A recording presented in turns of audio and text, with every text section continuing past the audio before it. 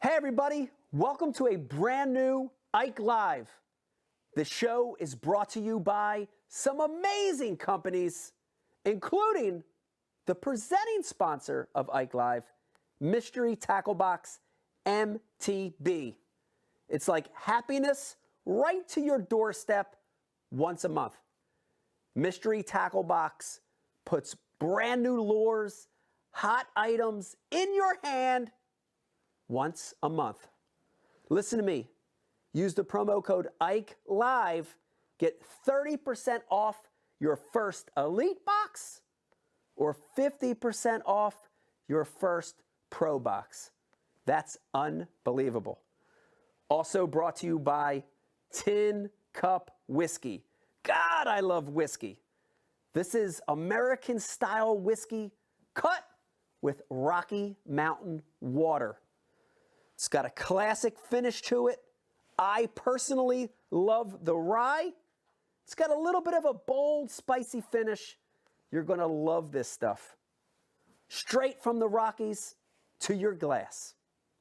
Also brought to you by TH Marine, the maker of great marine products, from everything from a John boat to a Biggie Smalls yacht.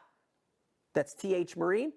Go to thmarine.com, use the promo code Ike Live, and get $10 off a $50 order or more. Unbelievable. Brought to you by Flambeau, the makers of the best tackle storage systems in the world, including the brand new Crank Bank and Blade Crate. Of course, every single Flambeau tackle storage system has Z-Rust incorporated to help keep your hooks rust-free. Go to flambeauoutdoors.com, use the promo code Ike Live, and get 20% off your entire order. That's unbelievable. Brought to you by Founders Beer. God, I love Founders. I'm such a beer guy, and I like all styles of beer.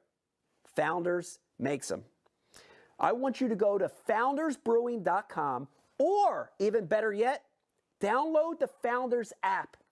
And by doing that, you can find out what dealer or bar has Founders right near you.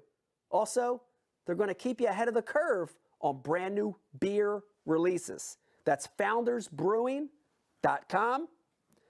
This show's brought to you by Liquid Mayhem. Scent matters. Listen to me. If you want to catch more fish, if you want to catch bigger fish, try some Liquid Mayhem, put it on your favorite lure, and you're going to get bit. Go to liquidmayhem.com, use the promo code Ike Live. You ready for this? For 25% off your order of the best scent on the market, Liquid Mayhem. Also brought to you by Heshy Socks. That's right, Heshy Socks. Who doesn't love a good, comfortable, well-fitting sock? And guess what? The Ike Live crew had a hand in this, and we've got specially designed Ike-style socks just for you. Cushioned foot and toe, stay-up technology, and they've got a technology built in there where they won't stink.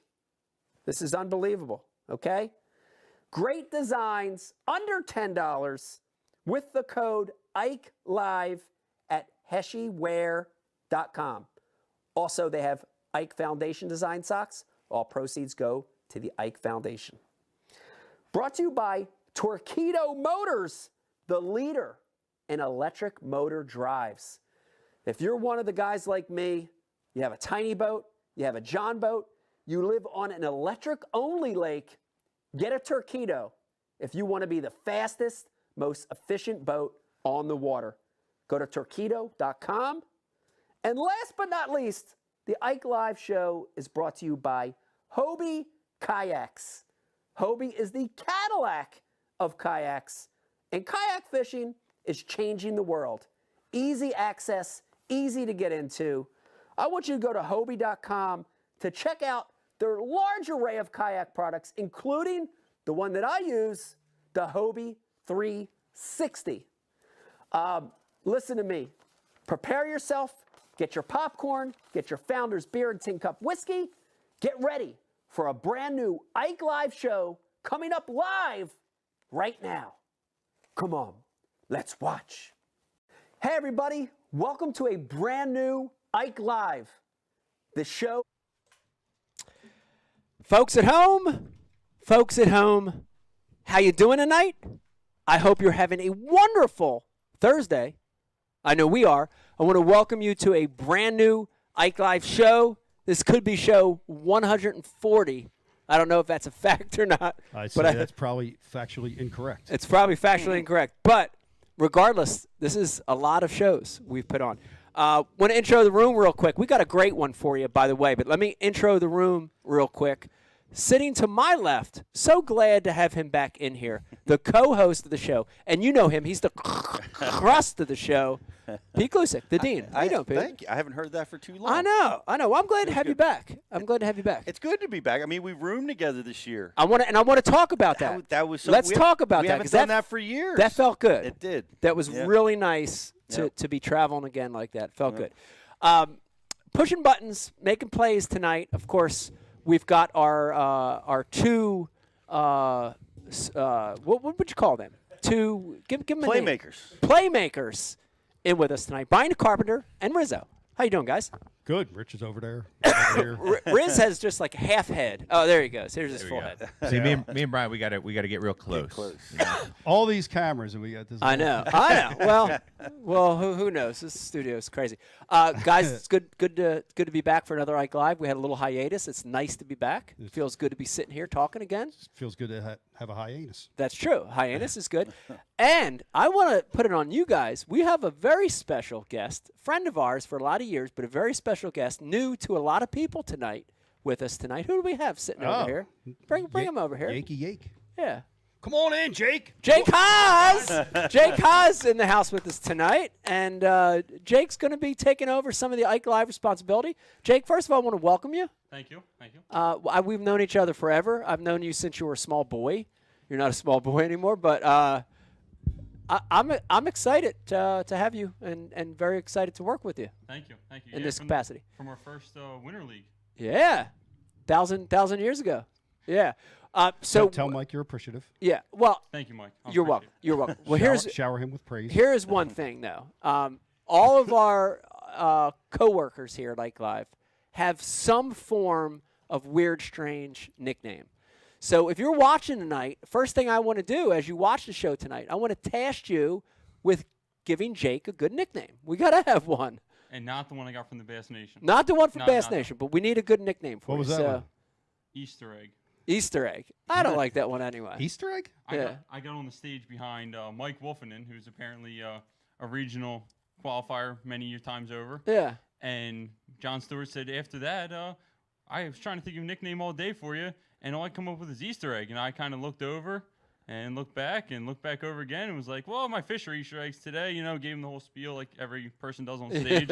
But, yeah, I got Easter egg. All right, I don't like Easter egg. We're going to get something better for you. Pete, we got a good show. So first segment, we're going to be talking with our friends at Mystery Tackle Box. They've been there from the beginning. Yes. Talk about from the beginning of the show. 140, 150 shows, whatever it is.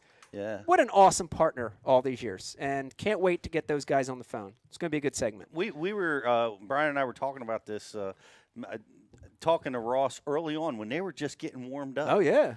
And they were so small. Yeah. And they've expanded so greatly. Oh, it's great. It's been wonderful, and it's a great product. So much fun. You know, the kids at my house still wrestle over all the baits. Yeah. You know, so it's a lot of fun. It's cool. It's changing. You know, they've changed the way you get tackle, the way you are introduced to lures, the way you are introduced to techniques. They've changed the game a little bit, and I like that.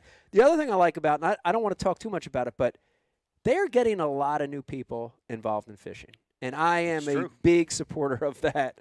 Those guys are doing such a great job, especially now with all these new people fishing because of COVID and young people fishing. Doing a great job of getting them involved. So it's great. It's an awesome gift to give to somebody, you know, it is a great has gift. Any kind of interest in it. It's really good. It's a great gift. And we're going to be talking with these guys a little later.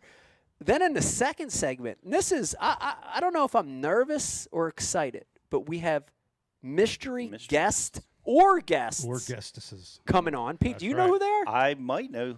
You who's might coming know. on. So I might know. everyone knows apparently except me. gonna be That's good. right. It's gonna be Okay. good. All right. Well, that's always exciting. So I have no idea. Surprise guest coming in the second segment. And then Brian the Carpenter in the last segment, we will be making a big announcement tonight. And I'm excited about that. Just to let everybody know, Brian, we're not playing any games tonight. We don't have the boop thing or anything like that or was the best. static. That was the best. Oh gosh. That was a You know, and me and you are the only two that think that. But everyone else hated it. All the Dude, hate but but it mail. was great. Yeah. when that cut and it timed perfect. Oh, I yeah. don't know what I'm doing with this. I Yeah. haven't timed nothing right. Oh, yeah. And the timing was perfect and it cut and it worked.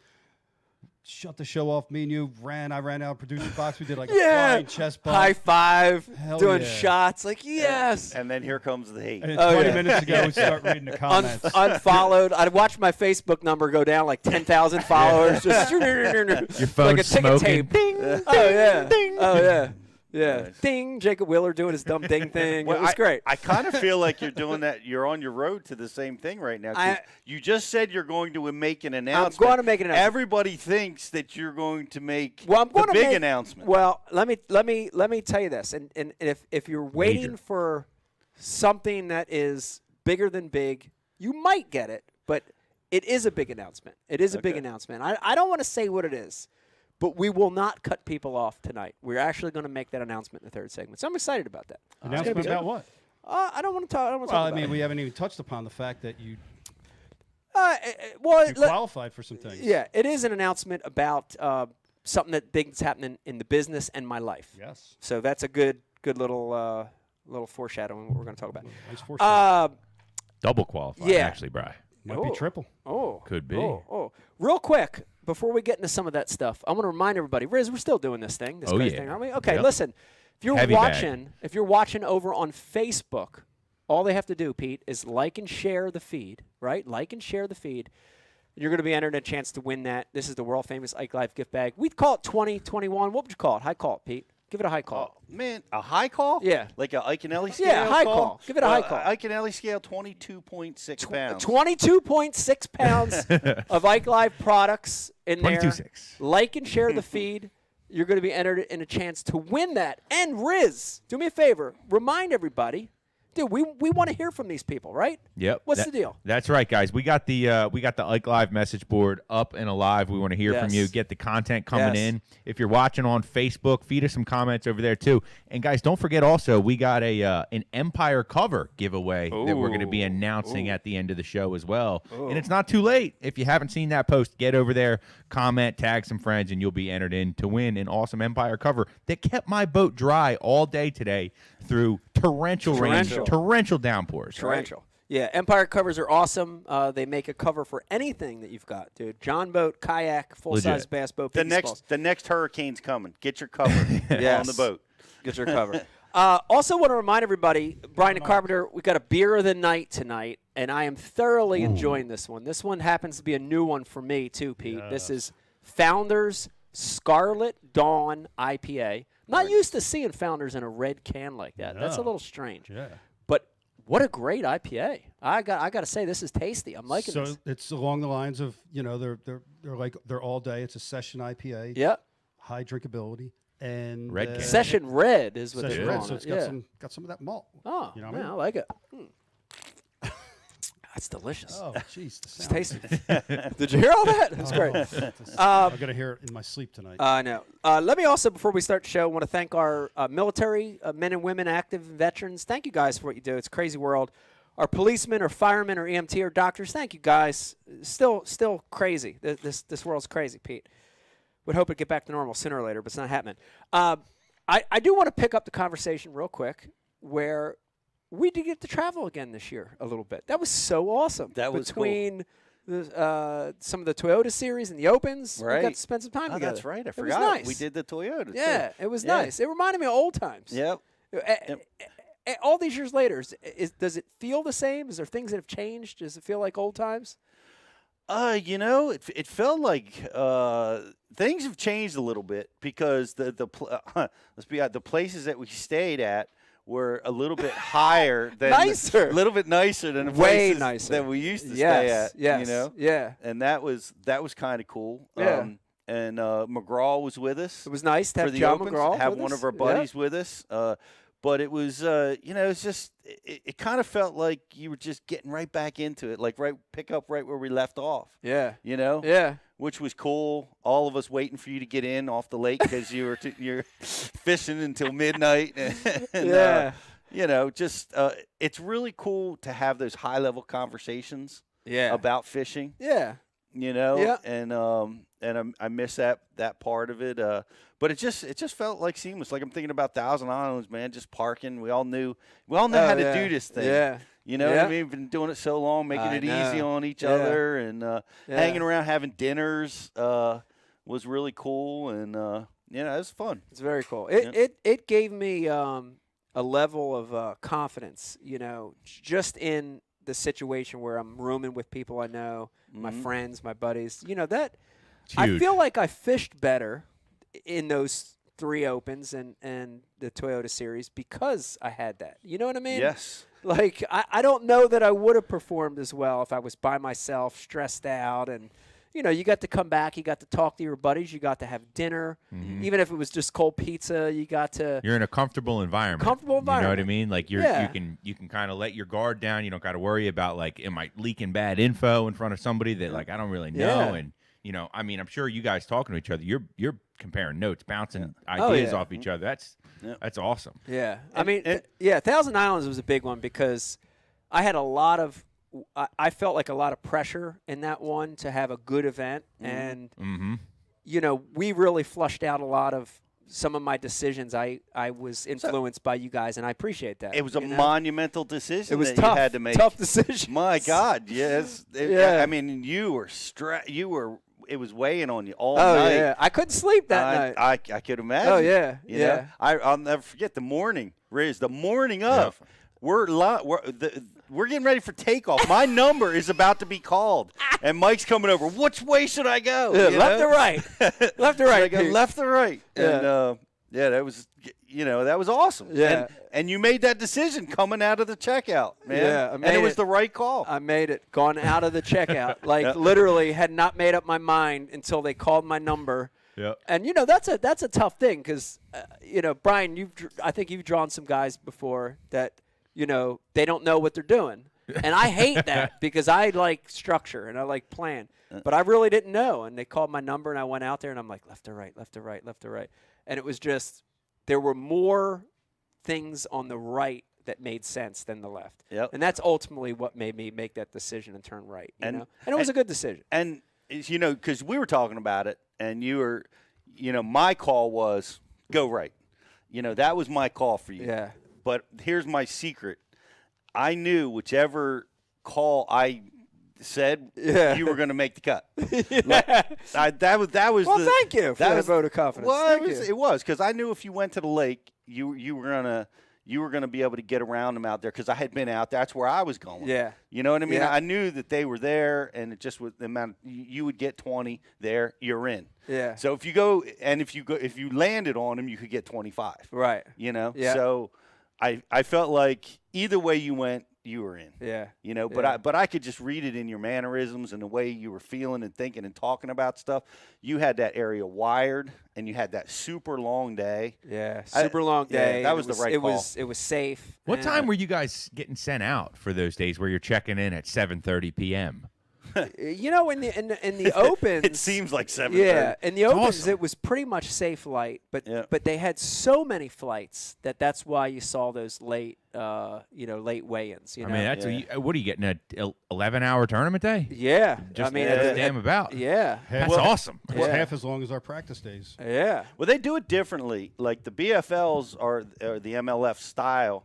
They you go through boat check. And then everybody gets in line and your number gets called. So the numbers get called really fast. So 200 boats can literally be discharged in about 20 minutes.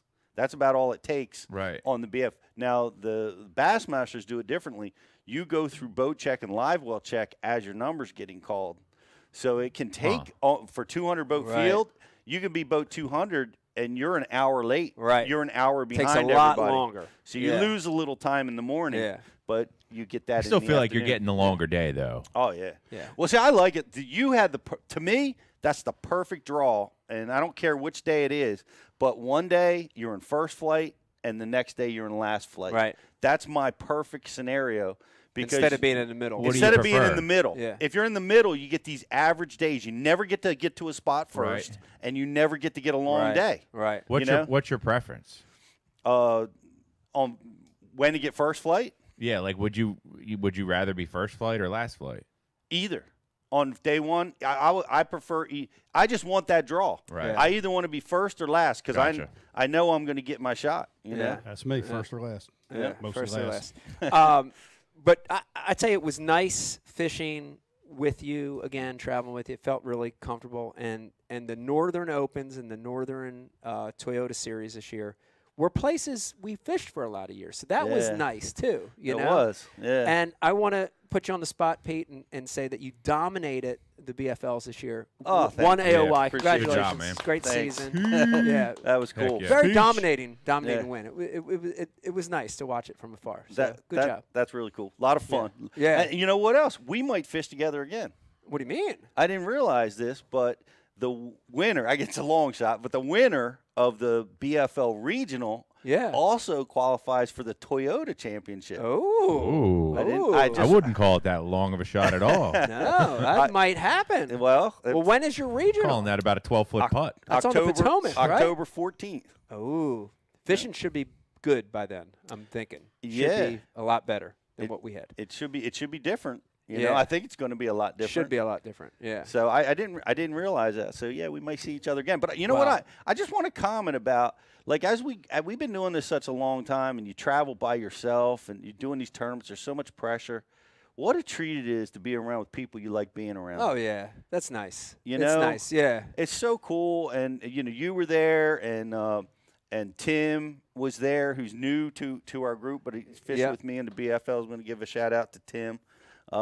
He's been great, and Brooks Parker, who's good friend of mine, him and his father Derek, and McGraw, Yeah. one of our buddies forever, your buddy Oh, forever, yeah. and Yeah, he's it been, was great traveling yeah. with John. Yeah, it's just really cool to have that group of just really positive people, and Brian Schmidt, to do a little name dropping. Yeah. He stayed with us.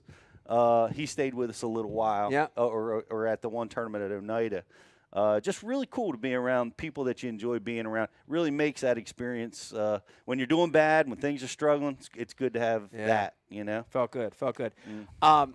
I am really, really excited that I have 2 derbies left, Pete. And, this year, fishing the Opens, fishing the Northern Toyota Series, I had a higher goal of qualifying to fish the tours for each one, right? And by default, what that does, dude, is it makes you fish a little safer, right? And I did. You saw that throughout Yeah. the year, and you fish a little safer. But in these last 2, dude, I'm so happy to take off that safety net, and I'm literally going to fish to win these next 2. Like, Yeah. I know that sounds stupid, but it's going to be a different feeling for me. So I have the U.S. Open next week, or actually about 2 weeks away, over on Lake Mead. Never fished Lake Mead. It's going to be in Nevada. You're doing the I'm U.S. Open? fishing the U.S. Open in 2 Get weeks. outta here. Yes, very excited. I didn't know that. Never fished it. I'm going for the win. Mhm. And then the end of October, I've got the Toyota Series. Hopefully, I'll see you there. And same thing. That one's on Pickwick. Mhm. And, man, I'm going to fish a little different. I'm going to fish for, big fish, winning fish, not Yeah. worry about, Yep.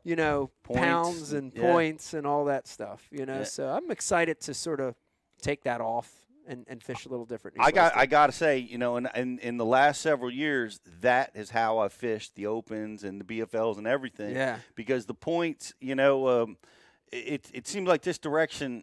I'm trying to get to the Classic. Yeah. And that's my course of action. So I go out to every time to win. Try to win. And not worry about bombing, not worry about having that disaster, because that's not my goal. Right. My objective is to try to get into that winner circle. Winning you're in, get to the Classic. Winning you're Yeah. in, and it's fun. Yeah. It's so much fun. It is. It's like you can swing. You're like, Oh, yeah. this is not working. I'm going for another winning pattern today. I'm switching right now. Yeah. And I'm moving and I'm changing. Yeah. Because I don't have to get a bite. I don't have to get a limit. Right. It doesn't matter. Yeah. I can fish free like that. Yep. It's going to be fun. But what's up with – you were supposed to tell me when you were going to do the U.S. Open because I was going to try to do it with you. I know. Well, it was a last-minute thing. Bass Cat really wanted me out there for a lot of years. Yeah. Speaking of announcement, Bass Cat is making a big announcement the day after the U.S. Open. Ooh. They wanted me there for it. They were going to bring me in anyway, so I'm like, Go you know what? fish. I'm going to go fish. The other thing, and let me mention this because Becky will be up here in a second, but we renew our vows every year. So this year, right ahead of that tournament, we're going to renew our vows in Las Vegas. Right, Nice. where you met. Yes, Where it where all we met. started. We're going to have we're getting dressed up, and we have an Elvis impersonator marrying us under the Las Vegas sign at sunset. So I'm excited about that. And we're going to have about 3 or 4 days out there That's hanging awesome. out with the family. So it's going to be Yeah. fun. But let's keep going because I think we've got some friends coming on here in a second, and I cannot wait to get the guys from MTB on here with us. Who do we have on with us tonight, Brian? I don't even know. Do we have Ross with us, and who We've else? got Ross. We Just have Ross. Okay. The president. You don't Oh, need well, nobody else. I don't know. I love Ross. We got so the man. I'm glad we have Ross on. Yeah. So joining us right now, back on our show on Ike Live, the one and only Ross Gordon joining us on the show tonight. Ross, what's up, bro? What's up? What's up, Mike? What's up, Pete? I'm the only one you need, guys. That's right. That's right. We don't need any other MTB riffraff except man. you. You're the only one we need. That's it. I want to get right to it. We talked a little bit about it right at the top of the show. Dude, I am so proud of you guys. I have here in my notes it's 10 years, but man, you guys have done so much in such a short period of time. First of all, give me motivation because we all have things we want to do. We all have little side hustles and businesses. There's people watching tonight that are trying to get a foothold in the fishing industry. How have you guys done this? This is amazing to me. You've grown a business. You've changed the sport. You're getting new people involved. How has all that happened in such a short period of time? Yeah, at first it's been crazy. Like I still pinch myself. I was talking to Brian today. We were catching up, and I was like, dude, I can't believe 10 years ago, I started this thing in my garage just as an idea. The first 3 or 4 people I told the idea to, they're like, man, that's the worst idea. They're like, who wants to get random fishing lures? And, it's been crazy, but, to see where we've come, we are just about to hire our 100th employee, which is Wow. Holy crap. Wow. Huge. with Carl's and Ketchco and all the stuff we have going on, like it's been wild. And I think for me, it's just always been a matter of just keep pushing ourselves, keep pushing myself. I was a kid who never did well in school. I got terrible grades all throughout school. Never did well in college. I've had ADD since I was a kid. I could never sit still, but part of that has just fueled me to just keep trying new things and always get bored of stuff really quickly and always asking myself what's next.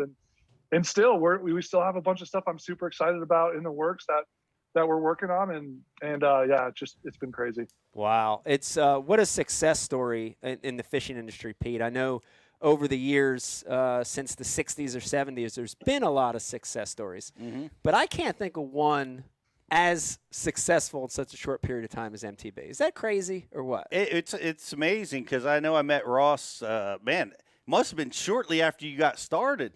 ICAST, I think. Yeah. I think it was at ICAST. And, we were getting involved with Bass University and the subscription business model, and you guys were a little bit ahead of us. And I had tons of questions for you, and it was just amazing to see how fast and how you guys flourished so much, and they're doing so amazing with it. It's really cool to see, and I know we still fight. My son comes in now. My son's friends. We still fight over who gets the cool crankbaits in our mystery tackle box. Love it. That's awesome. We do a good job of bringing families together and then tearing them apart. The other thing I'm super proud of, and I do want to put you on the spot on this one, Ross, is you guys have supported this modest podcast from day one. And round of applause real quick. I appreciate that. And I think one of the keys to our relationship has been we have some very similar things going on. The one is we're both kind of oddballs in the fishing industry, which I like, right? Being different, having a different product, appealing to a slightly different audience is not a bad thing, right? Would you agree with that, Ross?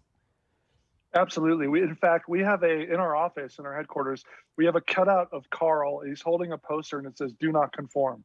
And that's something I'm always telling the whole company is like, there's a cookie cutter way to do things, and that's cool, and you can be super successful doing that, but that's boring to me. Yeah. And, you've carved out a niche with your persona in the sport, and you brought so many new people into fishing, and I think that's how we've tried to approach it as well. And that's, like you said, I think that's what's just made this a great partnership for so long. Yeah, it has. And the other one that's real obvious is you guys are really instrumental in getting new people fishing, right? And getting new adults, new seniors, but especially new youth and new kids involved in fishing. And man, that's such an important thing. Was that always part of the plan for MTB from the beginning, or did it happen by default because of the product you offer? How did that come about? Yeah, honestly, I think it happened as the nature of the product and sort of how I got into fishing. So I grew up in Minnesota. I love fishing since I was a little kid, but I didn't get into bass fishing until I was in my mid-20s. That's when I kind of the switch flipped and I got my first bait caster and all that. But because I came into bass fishing so much later than everyone else, around me, it was everything was like confusing and overwhelming. And I've always approached, the whole sport from that lens is like, this sport is very hard to learn.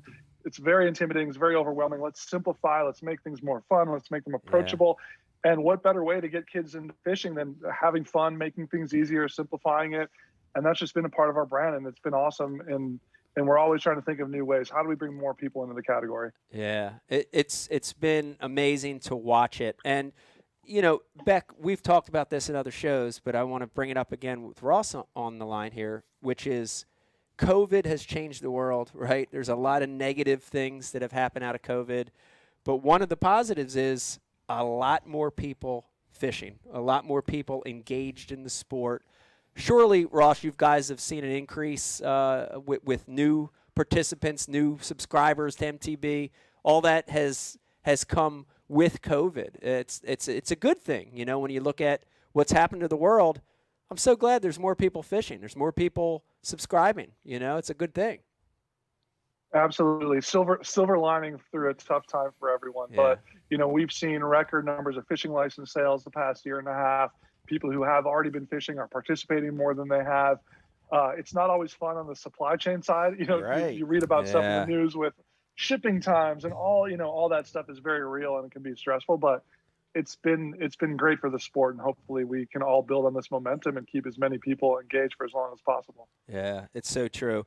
Beck, you've been a subscriber to Mystery Tackle Box type products in your life. I was going to say, the boxes actually do come in my name, which makes me feel special. Yeah, and you get MTBs in your butt.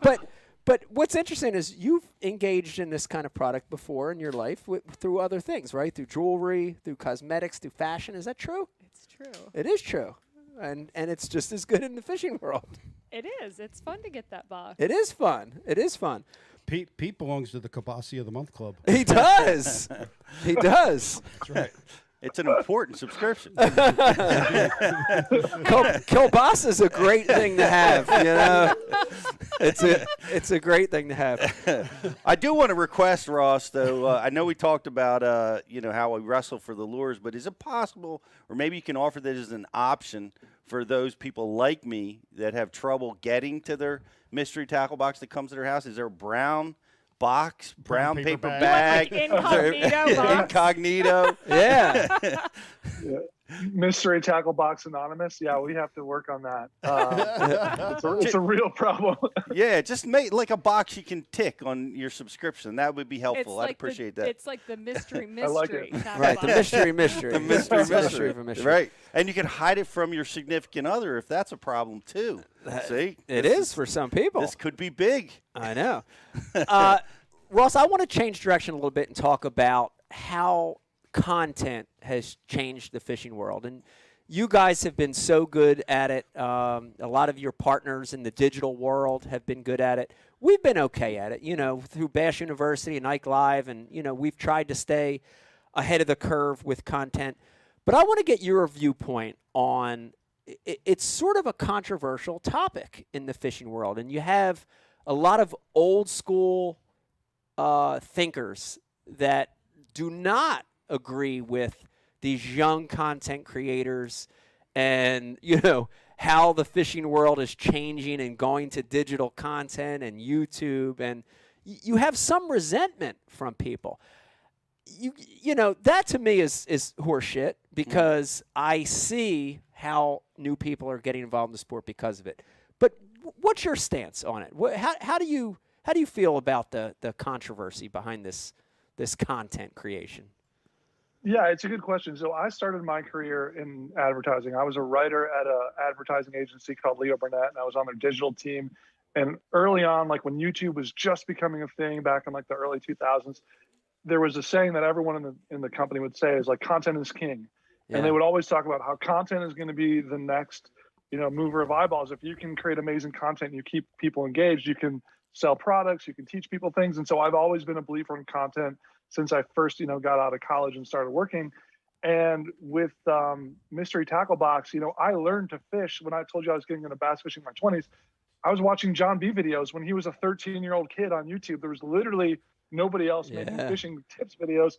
And my wife would walk in and see me watching this 13-year-old kid. She'd be like, what the hell are you watching? It was like, it's all there was. But from that early on, like I realized like this is going to change the way people learn. Yeah. This is going to change the way people engage with things. And so from the very early days of Mystery Tackle Box, before any YouTubers blew up and before there was like a Guggen Squad and all that stuff, it was super important for us to get our products on YouTube in front of people, because that was just how I learned. And I knew that was going to be something. And so I understand why it scares people and why they're intimidated by it, especially if they don't understand it and they don't know how to do it correctly. Of course, you're not going to be supportive of it, but it's just it's the future. There's no way around it. And platforms are going to evolve. And, TikTok is obviously a new platform that wasn't even around 3 or 4 years ago. Now that's a huge thing. So it's just going to keep changing. And the companies and the influencers and the personalities who can figure that out and find ways to engage with new people are going to be the ones that win. And it's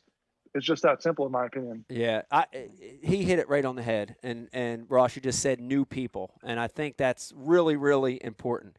Ross, we were coming off a conversation last week. I won't say any names, but very old thinker, in terms of the only thing that matters is pro tournament fishing, right?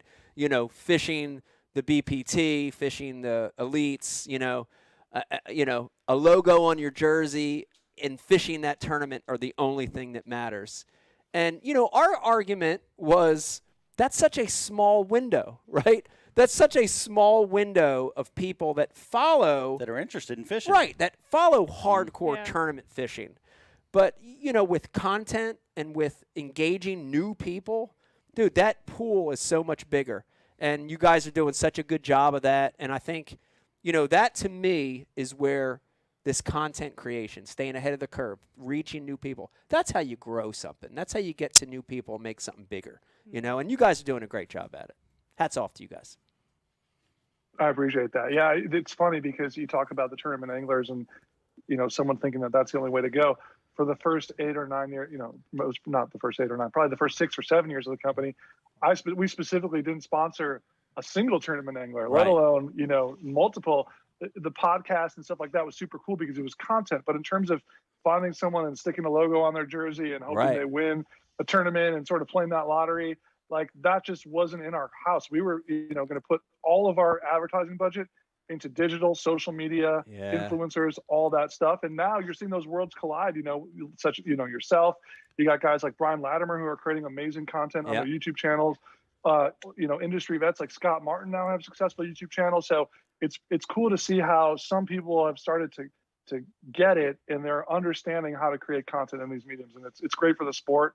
and it's great for everyone involved. It is awesome to watch it. I am not afraid of change. I like change. You're watching a brand new Ike Live show tonight. We've got our good friend, of course, president of MTB, Ross Gordon, with us tonight. Rizzo, I know you got some questions coming through on the IM. What do we got? We got some for Ross. What do we got coming through? Yeah, our guys are actually kind of bringing it tonight. Wow. It's the usual suspects, but I'm surprised by Wawa Hoagie Lady is on tonight? He's on here. We got Buck Stronghold, Anthony Geis, the Wolf, Mike Shanker's alter ego. Ooh, wow. All kinds of good ones. Shanks. I thought Shanker was an alter ego. Oh, It's Well, you double, never double, know. double. double entendre. Double down. But I'm impressed by the questions here. It's kind of blowing me away. Anthony Geis wants to know, Ross, as an entrepreneur myself and running my own business, what did you find most helpful to getting your business to the next level? Any specific types of resources, like a business planner or possible legal entities? Oh, Wow. wow, dynamic. Wow. Very dynamic. Yeah, I love that Geis. question. That was Geis. Anthony Geis. Wow, Anthony Geis. That might be the smartest question. That might be. ever come through. Anthony Geis just. Thank you. Anthony, Wait till the next one. write that note on that. Anthony wins something. We'll give him a pen or something. I don't know. We'll give him something. MTV box. MTV box. Yeah. There you go. Yeah, we just elevated the Ike Live podcast. Forbes, what up? I would just say, a quick answer on that is like hiring super smart people. Just when I started hiring people who were good at all the crap that I was not good at, operations, finance, accounting, like I'm a creative by background. I'm good at writing. I'm good at content creation, social media. But when I hired my first, COO to like figure out how to optimize the supply chain and find a fulfillment center, like it's really hard to do what we do at the scale that we do it at. We've shipped over, I think, since we started the company, over 8 million boxes we've sent out since we started. Wow. It's harder than anyone thinks, and there's been dozens of companies who've tried to do subscription, and most of them have failed because it's actually super hard. And if I didn't have the super smart people around me to figure out all the stuff I wasn't good at, like there's no way we'd be here. So that's my number one advice: just hire smarter people than you are. Right Yeah. on. Good piece of advice. I've heard that before from higher ups. Great advice. Yeah. Riz, what else That's why we they got? hired We got me. more. Oh, we got more. Yeah, that's why we hired Brian the Carpenter. And the Wolf of Ike Live wants to know, Ross, did you go out and look for investors, or did you choose to grow your business organically? And if you did look for investors, where did you start? Wow. Man, Are people trying to steal like we got. I don't. MTV? I don't know. We have a lot of hot entrepreneurs on tonight watching. This is Apparently. crazy. Wow. Your podcast is going to fly up the tech charts. So I ran for the first 3 years. We didn't raise any investor money.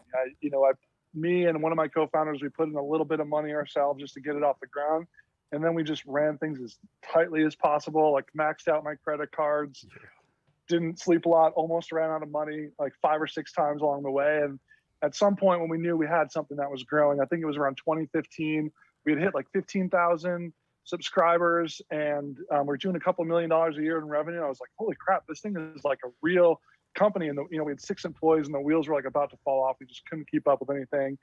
And, through my network, I just started to talk to people in the Chicago area, which is where I'm from and where the company's based. And we just got connected with some investors who knew like subscription business models and tech. And so we raised $1 million back in 2015. That took us to about 50,000 subscribers or so on Mystery Tackle Box. So that gave us like a pretty big boost. And we started to hire. That's when I started to hire like the really smart people around me and started to scale the business. And then we raised a little bit more money in 2017. We raised $4.5 million. And that's when we started CatchCo. So that's when I was like, okay, I think there's something bigger here than Mystery Tackle Box. We want to go into e-commerce, do a bunch of stuff. And so, it sort of was just a progression of like asking myself, well, what other opportunities could we capture if we had more money? And then finding the right investors who understood what we're doing. And we just raised $38 million, I want to say in April of this year from a VC group called True Ventures. So they're the first investors in Peloton, Ring Doorbell, Sweet Green, which is like, they're like legit West, and one of their partners is a huge fly fisherman and big outdoorsman, and they just sort of believed in what we're doing. And so it's just been a crazy evolution. Hopefully, I don't know if that answers the question. I went on a little bit of a tangent there, but Wow. Yeah. I can see people are listening, writing things down. We're going to see mystery plumbing supply box coming out. Yeah, Bob Soley. Yeah. Mystery carpentry box. Everything. If you decide to get into fashion, just call me. Yeah, Beck can definitely help you. You hit it on the head, though, and I want you to talk a little bit more about that. Is you guys have done a really good job of continuing to elevate and not being stagnant, right? And you guys are constantly adding new stuff. Talk a little bit about that, like Catchco. I know you guys have Bass Mobile launching. Talk a little bit about trying to stay ahead of the curve and trying new stuff. Where does that come from? Talk a little bit about that. Yeah, definitely. I think some of it just comes from my ADD. I just can't sit still, and I get bored of doing the same thing for too long, and I have to do something new. And back before I started Mystery Tackle Box, I started a company called Craft Jack, and it was like a internet marketing service for home improvement contractors. Brian, you may have heard of a company called Home Advisor, but it was something similar to that.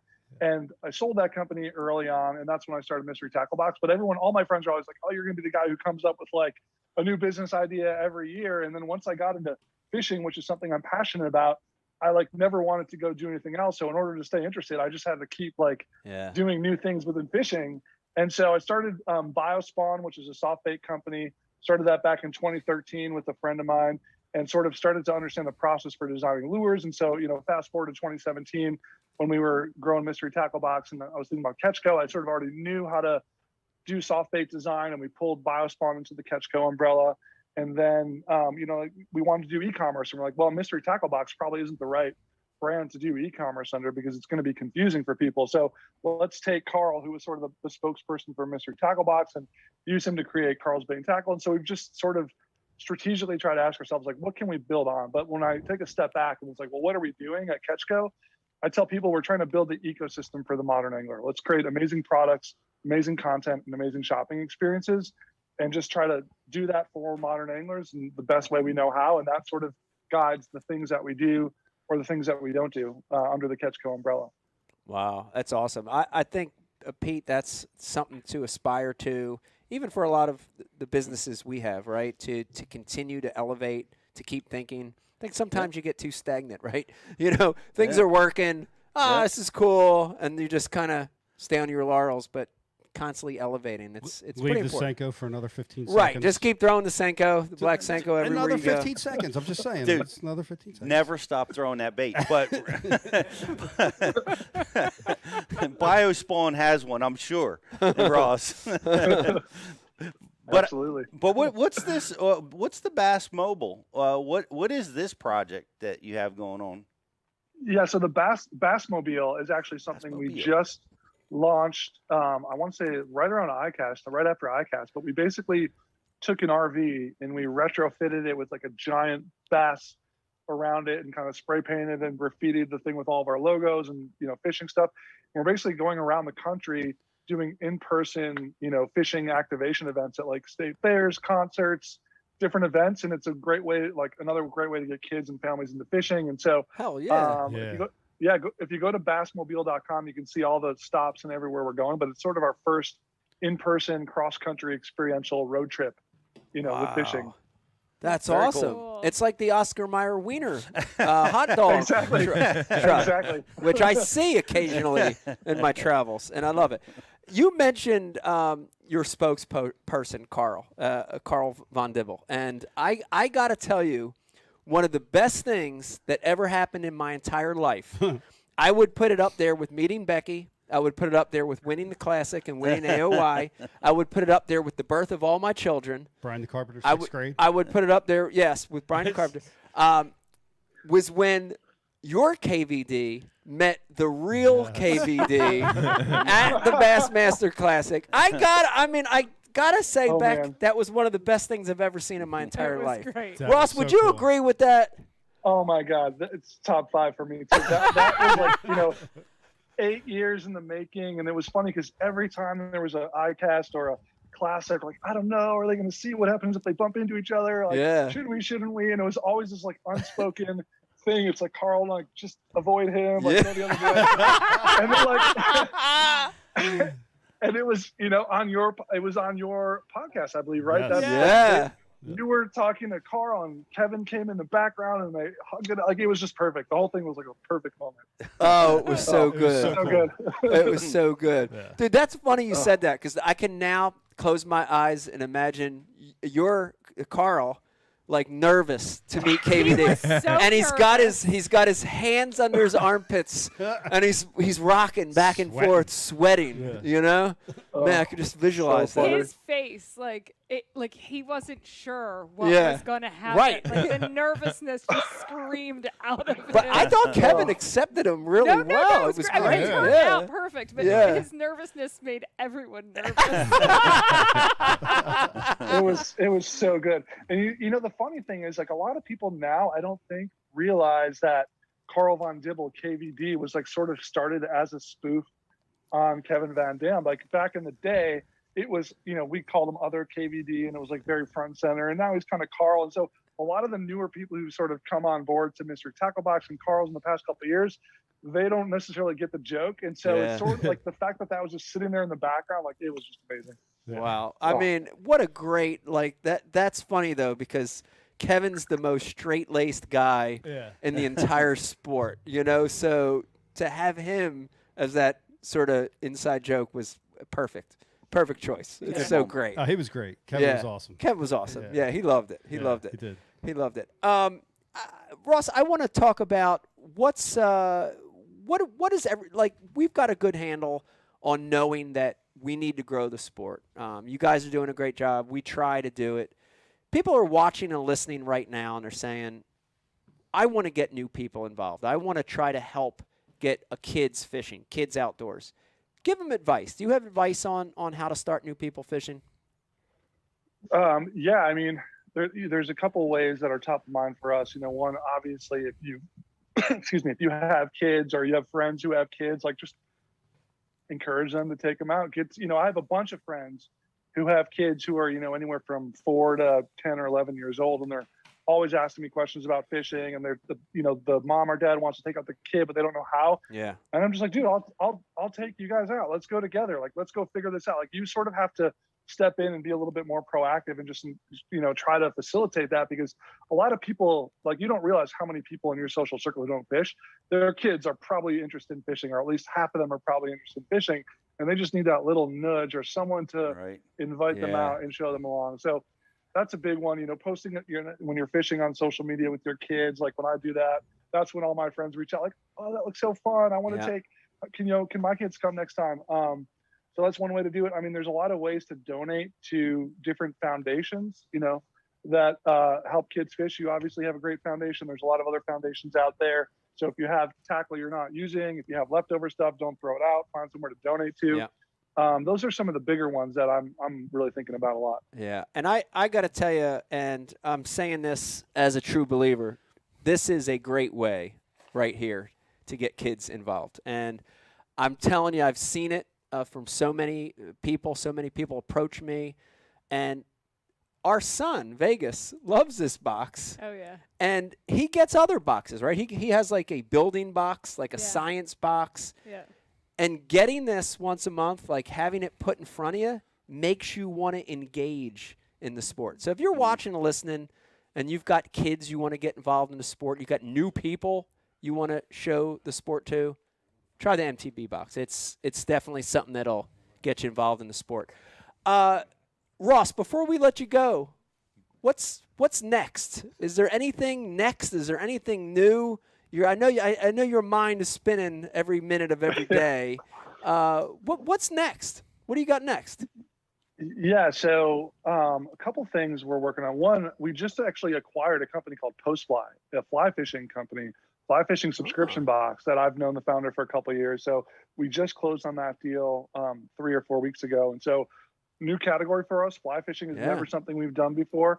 I think there's a big opportunity. I think there's a lot more crossover than people may realize in terms of people who conventional fish and fly fish, who have an interest in fly fishing. So I think we're going to be looking at fly fishing a little bit more closely. And then just getting new people into fishing. We're working on a couple cool things. We showed something at ICAST this year. It's a brand called Cast and Seek, but it's really meant for that first time angler, for people who literally have never fished before. And it's a kit that we're working on that's really content focused. And it's not one of those kits that has 500 pieces and like super intimidating and everything's melted by the time you get home. Yeah. It's supposed to just be, bare bones, simple, but then really in depth on content and video. So just continue to think about getting more people into fishing. That's awesome. Well, I have a request on the fly fishing box. I'd like to get a subscription. And as long as there's a muddler minnow and a zug bug in my box, I'd like to subscribe. Zug bug. Zug bug. You remember that zug bug, Brian? You remember that? No. The zug bug was that John that we would fish up on Ken Lockwood Gorge. It was that it like had like a fluorescent green quality to it. It was a nymph. It was a sinker. But a zug bug. We used to fish like size 12. You don't remember this shit? Nope. Oh, come on, man. You trying to pretend that we fly fished? Yeah, we fought with zug bug. No, we didn't. Ken Lockwood Gorge was fly We had fishing only. spinning rods and night crawlers. Well, occasionally we'd put a night crawler on the zug bug, even though they were always up in the woods with binoculars. But we would do that occasionally. But no, they would hit the zug bug there. Okay, yeah, I believe I'm it. telling you. It was a big deal for bass 20, 30 years ago. I still have a case of flies that were designed for bass. Oh, bass flies, like poppers and poppers and all Absolutely. kinds of Never opened it. divers and I used to fly fish. I used to bring You did? I used to bring a fly rod and my spinning rod to the pond. Wow. Well, speaking of fly fishing, in the last Toyota Series, second place co-angler What? fly fished. Second place? He almost won. He almost won the out. co-angler side fly fishing. No. Dude, when I saw the photos on MLF or He caught him? dude, On the fly rod. on the fly rod, every single bass on the fly rod, on like a big white streamer, a big ass white streamer, dude. What? Almost won. I mean, by like Wow. a pound or less than a pound. Almost won. Oh my Yes. God. Something. Yes, Yeah. but We got to talk to that guy. Ross, can you I know, but imagine? say, I know our first sponsorship. Here we go. Yeah, I know. Let's find this guy. But can you imagine being the pro and your co-angler has yeah. a fly fishing vest on And with smokes you with from a the back. 10-foot fly rod and is dominating out of the back? Every tenth swing of the rod, he hooks your eyelid. Can you imagine this? You're like, Dude, he did. He had the whole costume. He had the vest on. The and vest, hat with he the had it flies. all. Yeah. He even had that little dumbass net. Yeah. You know? Yep. He had it all. Yeah, when He's Pete wearing said his he, waders in the back of the boat. be like, hey, great. how many more of those streamers you got, man? Trying to wing it out there on a spinning rod. Wow. That's crazy. Standing in They're- the live well. second place. Yeah, Wild. they're worried about outlawing the Alabama rig, yet here's the guy with a 12-foot fly rod smoking them from the back. Come on, guys, get your priorities straight out here. That's awesome. That is phenomenal. Oh, man, crazy. Before you sign out, Yeah. we did have one really cool comment come through Oh, on well, the we message board. want to hear it. Riz, what do we got? We got Mike ahead. Shanker's alter ego Yeah, okay. says he'll donate $100 to the Ike Foundation if Ross chugs a beer right now. Oh, man. I gotta go downstairs and get a beer. I got a seltzer right here. Seltzer! Chug the seltzer! Chug the seltzer! Yeah, that'll work. We're gonna chug the seltzer. There it goes. All right. All right, Mike, Mike Shanker's alter ego. We want that 100 over at Dyke All right, Foundation. it was only a third of the way full, so if you donate $33, That's we'll be it. We'll take that too. Ross, it was so good having you on the show again. Can't thank you enough for supporting this podcast and for being such a great company in the fishing industry, getting so many people involved in the sport. Man, we owe you a lot for that, so we really appreciate it. It's been awesome. I appreciate the opportunity. It was a really good time, guys, and hope to do it again sometime soon. Absolutely. There you have it. Ross Thanks, Gordon, Ross. everybody. Yes. Man, that's awesome. Talk about success, Pete. Wow. That's pretty That's moving fast. staggering. That is it's moving fast. And Ross is a young guy. Yeah. I wouldn't corner him, ask him how old he is, but he's a young guy. Yeah. Tremendous success and a great product. So very, very fortunate to be working with these guys. And Brian, I did see the note. Since Ross is, I wanted to say this when he was on the air, but he's off the air. You were instrumental in creating this relationship. Thank you, Brian. Yeah, Brian. I thought it was neat because it was back in the Twitter days, and I tweeted at Mystery Tackle Box, and Yeah. they got back to me, and next thing I know, I'm on a job site wearing a tool belt in somebody's driveway, talking to Ross on the phone about why I think MTB and Ike Live made sense. That's awesome. Yeah. Back when Twitter was a thing. Yeah. Is Twitter not a thing anymore? Not for me. Okay. All right. Brian's not tweeting. Not tweeting. Not tweeting. Hey, so I think we should do something tonight, and I Probably. know that Rich will cringe, but thank God we got Jake here. So we have all these boxes. He's cringing already. And he gets mad every time I do this. Yeah. But anyone who sends their address in gets a box sent to them. Your address does not get put through for everyone to see. Just send your address through the IM board. You get a box. You get a mystery tackle box if you send your address it's through. called copy and paste. I'm ready. Copy and paste. I got it. Okay. All right. Wow. Miss Getting hot Rebecca in with here. the great offer tonight. It's unlimited, like mystery tackle box. How many? Until we run out. We've we got run a out. whole bunch of them up here. Okay. Oh, yeah, we that do. have come through pretty cool. here. First come, first You served? know they're Yeah. empty, right? No, they're not all empty. Okay. There's because I put them up there. There's they got stuff Empty in them. beer cans. I mean, I don't know what else. Well, here's the thing. You'll never know what you'll get. Brian has emptied them. People are sending me half their addresses already. Yeah. I'm getting like just first names, half an address, no All right, state. so listen, you have to do this right, guys. I know you're drinking, but you have to put your name and your full address, and Yes. the box is yours. Name and full address. I'll make sure that Kate sends it. Okay. That's a good one. Becky, let me. You snuck in the middle of Ross coming on. I do want to formally say welcome to the show. It's nice to have you sitting here. Who are you wearing? Who are you wearing tonight? Oh, I'm wearing my Pangea tonight. Pangea. Wearing Pangea sweats tonight. Also notice that you're drinking out of a Goblet. What do you I have? got my there? chalice. Chalice with gold dragons on it. It looks pretty fancy. Yeah, I had to get fancy. Pretty amazing. Okay.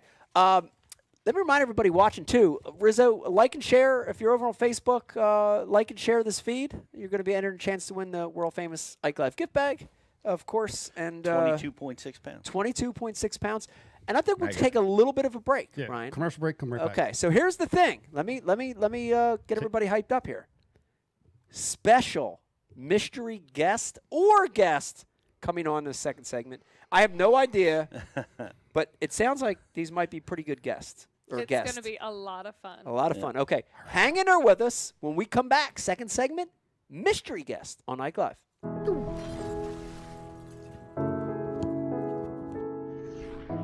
You know, right now where we're standing, we're in Camden, New Jersey. Yeah. Philadelphia is right there. This is the concrete jungle. And, you know, a lot of those kids, as they grow up, they don't fish. It's interesting because they're surrounded by water. You know, the Delaware River, the Schuylkill, ponds, city park lakes. But they don't have the influence to cast, to fish, to have a rod and reel.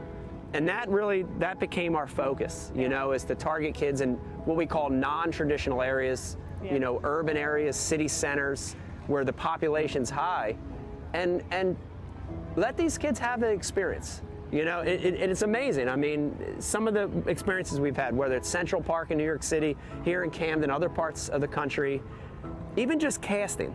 Yeah. It's unbelievable to see it, isn't it? Yes. It's unbelievable. Yes. And you know, you see these kids have this experience they've never had, and they light up, you know? The big thing, I think, for the Ike Foundation is we're not saying we want all these kids to become professional anglers. Yeah. Be great if some of them did, but we want them to have that fishing experience because it ties them to so many other positive things. The outdoors, nature, conservation. Ecology, you know, all these amazing things in life that maybe they wouldn't have been exposed to any other way. We're trying to help with that. So it's important. It's important for us. We're proud of it.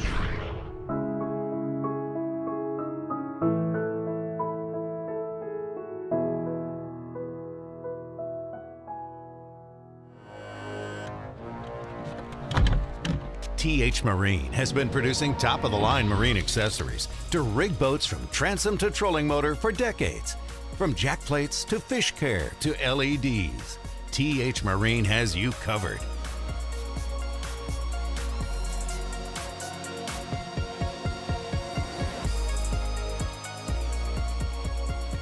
TH Marine, outfitting your boat from transom to trolling motor. At Founders Brewing, we asked ourselves, What if we brewed a beer perfect for any occasion? A beer that makes a weekday feel more like the weekend, and the weekend feel more like an adventure. What if we brewed a beer that brought us together and allowed us to be ourselves? A beer that is just as much of a companion as it is a reward at the end of the journey. What if we explored the unknown together and found a new way? To celebrate taste and flavor and life's simple pleasures. And what if we brewed a beer that could go where you go without slowing you down? Founders All Day IPA, low ABV and full flavor that goes where you go. Perfect for any occasion. We're excited to announce our brand new partnership with an amazing company, Heshi Socks. That's spelt Heshi Socks. Go to heshysocks.com to check out my brand new Mike Iaconelli collection. That's right, I have my own custom socks in tournament colors. I promise you, you will never, I mean never, find a more comfortable sock. The great news, all my socks are under $10 a pair when you use our promo code IKE20. Go to heshysocks.com, use the promo code IKE20 to get the most comfortable socks in the world. And action. Hey everybody, welcome back to a brand new Ike Live. I hope you're having a wonderful Thursday. I know we are. We got a great crew in studio tonight with us. Brian the Carpenter, Rizzo pushing buttons. We've got Jake in the house with us tonight. Very excited to have him on. Miss Rebecca just sat down with me. And, of course, the co-host of the show, Crust the show, Pete Klusick. Crusty Pete. Crusty Pete. That was a cool segment. And I'm just going to say what we said off air. I'll say what I say. I do Ross is a good guest, and he's a smart dude. Yeah. Super smart dude. Love having Ross on the show because he's very well-spoken, and he always gets his point across, which I love. We've had other guests on the show that don't do that, so appreciate that, Ross. That was awesome. He's inspirational. Very inspirational. We talked about it Very from running our business. It just Yeah. inspires us to find the next level and inspire the viewers to chime in with some pretty high-level business questions. Well, that is the thing, though. I feel like the fishing industry has room for new businesses and innovators, and you know what I mean? Like, we always talk about the fishing industry being a little behind the curve of life, but I think that's a benefit to somebody that has new ideas and is motivated, and you can do things here that haven't been done, where in a lot of other walks of life it's old hat, right? So there's a lot of opportunity here in the fishing industry, I think. I think so, and we always kind of say whatever's happened in the real world, it's going to start happening in the fishing industry a year from now or 2 years from now. A few years later. Like they just or like 10 years from now. 10 years from now. They just dropped MySpace and moved over to Instagram. Right. Yeah. Well, Lee Livesey still has a flip phone for crying out loud. Yeah. So this is true. Now, actually, Lee's on social media a lot. He is. works Yeah. his And butt Lee off. just got married, I saw. He did. Yep. Oh, congratulations to Lee. Way to go. That's awesome, man. And he was just featured on Bass University TV with his topwater seminar. Very cool. After setting the third heaviest stringer in the history of Bassmaster, caught this year on Lake Fork, and he came and did some on-water training right here on the Chesapeake. And what a great, timely thing to talk about, too. We're here right on the heels of fall. I can't think of a better time of the year for a topwater than the fall. So, absolutely. When everybody please go check that out. The toes of fall. The heels is the back end. Well, we're on the toes of the fall. toes. The toes. Yeah, the toes. We're on the toes of it. Okay. Yeah. And by the way, we have a great new subscription promotion going on right now at Bass University. We have a 3-month subscription promotion that's $35, so you can get involved with it. We have a great Tackle Warehouse coupon valued at $25. That you get for coming over to Bass University TV. It's like $10. Trying it out. It's like $10, and it's a great time to study up. This is the time when everybody's, not fishing as much. Yes. Great time to learn a new technique and get ready for the upcoming season. Watch tape. Watch In the tape. off season, watch tape. $35 is like a Panera meal, but It's like a just to Panera put meal. it- just to put It's it like a in perspective. Japanese crankbait. Yeah, right. All right, so listen. Hey. So Mike Hey. has no idea what's happening Hey. here this evening. Hey. We decided. Shh. Smack him. I know. He's being obnoxious Hey. because he's nervous. Stop it. 'cause I'm not he doesn't- nervous. Is that what he does? He doesn't like when he's not in control. Yeah. So this is really. You're fun. right. Yeah. See it? Do you see how No, that's cranky he not was true. today? No, it is true. No, it's not true. I don't, Yes, I don't it even is. know That's what's bullshit. I don't even know what's happening on this show. No, that's not true. So Hurry up. listen. So not true. listen. I love the impression. That's a great one. So this evening we are going to take a trip down memory lane. Ooh. Uh-huh. Oh, we're going And back? We have a cast of characters. A cast? Cast of This characters. is your life. Jesus. This is your life. But these are the people Oh, I'm scared. that you roomed with What? for many, many years on the road. And What? they have seen you at your best and your worst, and they are going to tell some funny-ass stories Oh, tonight. no. So, Peter Glusick being one of the originals. Oh, Pete's one of the originals. Absolutely. I came in at some point. I think a lot of the fun probably ended once I came around. So we're going to refer. Dream killer. That's the sound of the police. The dream killer. So, Brian, are we ready to show their Oh, faces? ready as all hell. All right. All right. All right. So are they all coming on at once or That's how it's got to individually? happen. Yeah. Okay. Not all my right. call, Well, I'm but- Yeah, because excited. one of them's a diva. You'll figure that out in 2 seconds. 2 Okay. seconds. Well, I'm very excited. I'm very excited by this. Yes. Uh, Go ahead, Mike. Just make up words. all right. I don't know. I don't even know who we got coming on here. Look, guess the diva. Yeah. Wow. It's like the Brady Bunch, though, with these boxes. Wow. Freddie is the diva. Wow. All right, so we've got This is Fred great. Urbanus, John Cruz, and Ishman Wow. here to tell you about, well, not tell you, tell everyone about what living with you was. for Wow. you. All right. Before we start Yay. going into the dirty secrets, I want to say thank you guys for coming on the show. It's so good to see you guys. It's so good to see you guys. I miss you guys so much. I miss seeing your faces. I miss fishing with you. I miss fishing against you. And I do miss the old days. The old days were fun. Don't lie. Don't lie. Retirement is good. Well, here's the thing, and I'm going to let you guys talk, but I think who you room with does mold you as a person, but mold you as an angler. And I can think of rooming with you guys over the years and what I've learned, from sight fishing to frog fishing to finesse techniques that I picked up from you guys from rooming with you.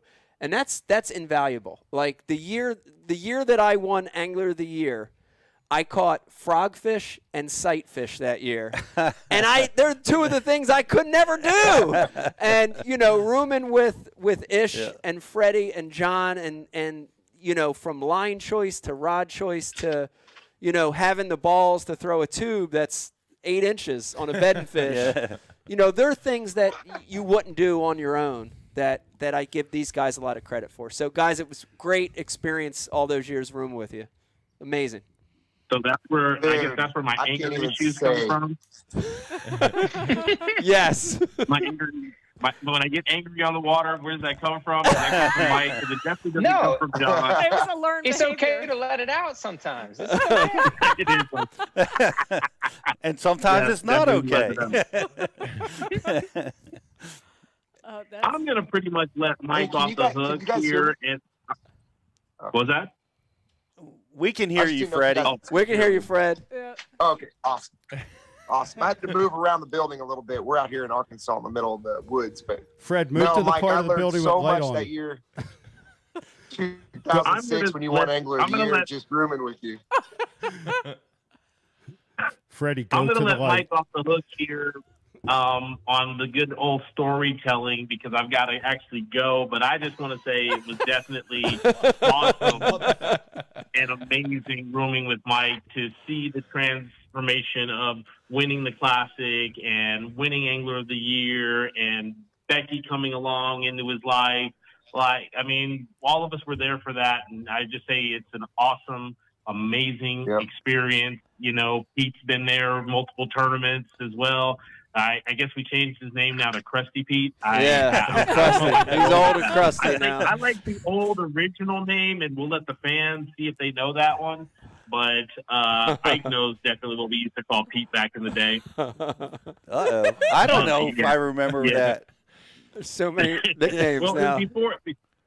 Before he got married and had kids, we had another name for him. But yeah.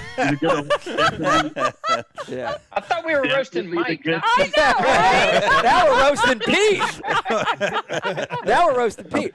You did say something though, Ish, that I want to put three of us on the spot and say that good women, a good wife, a good partner, a good spouse does change your life in a positive way. I know it did for Pete, Johnny Cruz, and Freddie. We were all a little wild, you know, back in the single days when we were touring. And I think, you know, that when you have stability. We were definitely wild. We were wild. We were wild. But here's the thing. You know, in this business, to have stability and John's wife and Freddie's wife and your wife, you know, to have that stability there makes you a better angler. It makes you a better professional at what you do. I think so. Yes, obviously Becky did that for you, and we saw that. Yeah, so shout out to all the wives and girlfriends and ladies out there. No doubt. Yeah. But hey, guys, I just want to come in and say, hey, I'm going to roll out of here. Good to be on the show.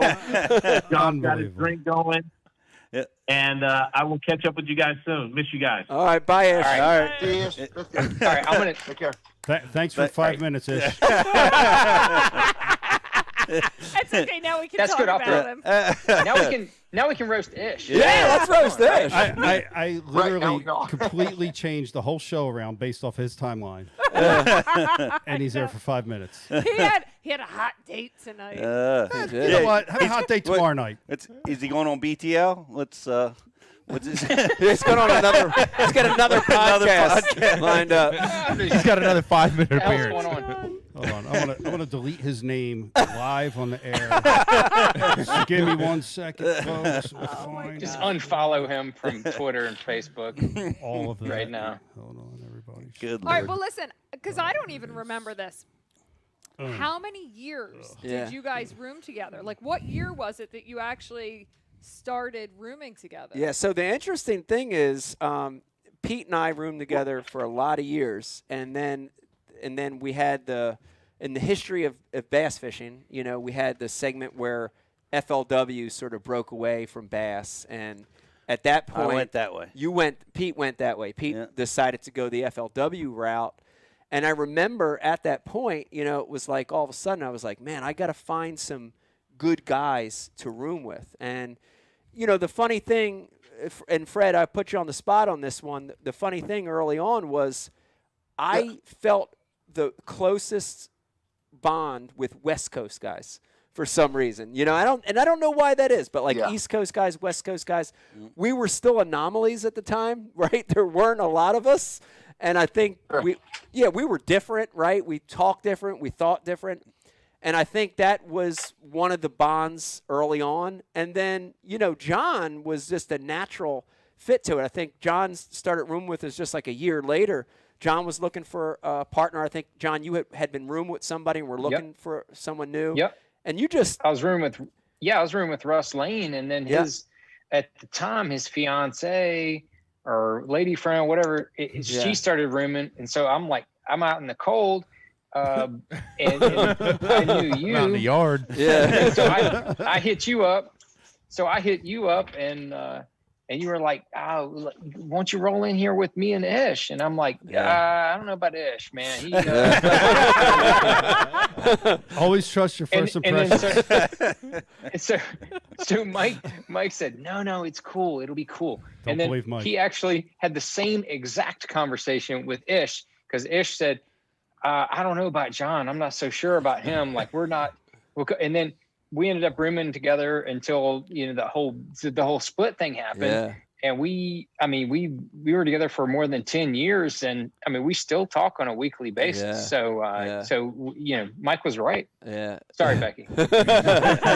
Dude, all those early years there were so many cool things that happened, but the one thing it's so neat to sit here right now and have you got two guys on the show and see how your brands and businesses have grown. Like I remember Fred, when we were all so green and you weren't even Boom Boom yet. You didn't have a brand.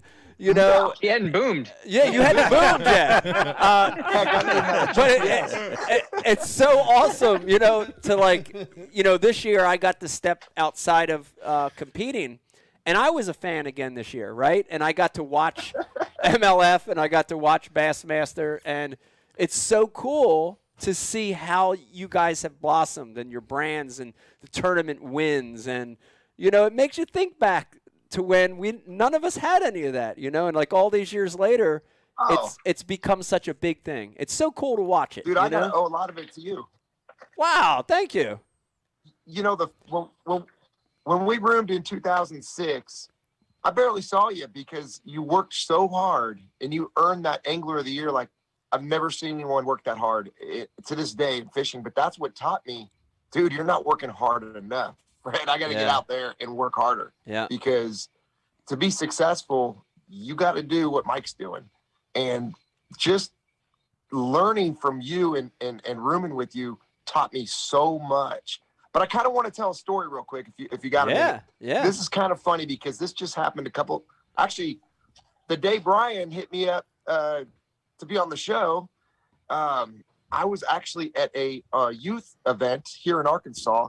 I sponsor the Arkansas Youth Bass Hogs right out of Clarksville, and we had our annual banquet. Well, I gave away one of my jerseys through a raffle, and the kid that won it, and we got to talk, and then another kid came up and said, "Hey, can you sign my jersey?" And I said, "Well, yeah, sure." And so I signed. He says, "Hey, can I ask you something?"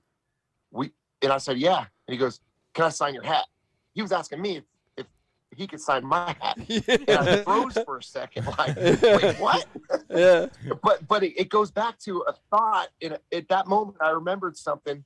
When you won the Classic, I don't even know if you remember this or not, but the Wednesday before, the media day, we actually went out and had a beer at a bar, and we were talking, and I was like super stoked to be hanging out with you, and a guy wanted your autograph. He's like, "Mike, I can get your autograph." Then the guy asked me, "Do you fish?" I said, "Well, yeah, but I fish like local programs." I was more in the sales and the business side of it. And Mike, you're like, "Dude, sign the napkin." It was just a little bar napkin. And I'm like, "Nah, we'll sign the other side." So we flipped it over, and you told me to sign. I signed that napkin. And I just remember doing, like, for me, signing something that I was not deserving of by any means was like, dude, you better get your butt at that level as fast as you can. Yeah. And so I thought about that, and it really did.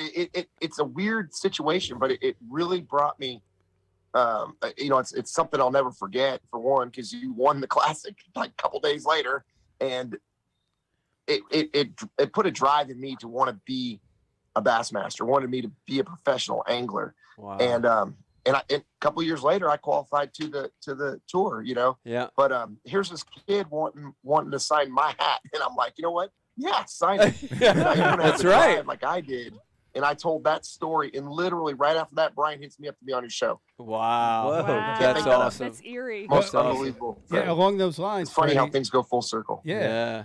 I've been signing autographs for So, like the last anyway, 3-4 thank years, you. and that hasn't inspired me for anything. Hey, you're getting the shows off on time. You get close. Hey, Freddie, have Julie bring you out a candle or something. We need a little lighting in front of you, buddy. shoot a flare. Shoot a flare. Yeah, we can't see Boom Boom's face. Yeah, shoot a flare off. That'd be cool. I like it. It's the ghost of Frederick. Uncle Freddie. Yeah. Oh man, what an amazing years we had there. I can tell Dude, you. I know it's kind of weird, isn't it? Like, look what I did. Let's see if this works. Oh yeah, We're on it's the better. video. It is better. Oh shit! It really is Fred. We weren't entirely sure, but now we know. Oh, It is frozen Fred. Fred. He lost his Wi-Fi. I'm gonna go back inside. Oh, Ish is back. There he is. And we lost him. We had Ish. He's just back. Did you see that? What? Did he pop up? He was popped back. up. Oh, wait, here he is. Ish came back! Yeah! I see you. I What are you see up you, to? Ish. What are you doing? Ish is back. He doesn't even know he's on. It's not Oh working. my What was God. he up to? He Ish, must have been Ish just randomly popped my up God. for a second. This is too not good. working. It's like Jimmy Houston's dog just hanging out. Yeah, just hanging out. Oh my God. Oh Lord! Hey, while we're telling that, Freddie was talking and I've got talking about when you won the classic. Terrible Wi-Fi. We know the spread.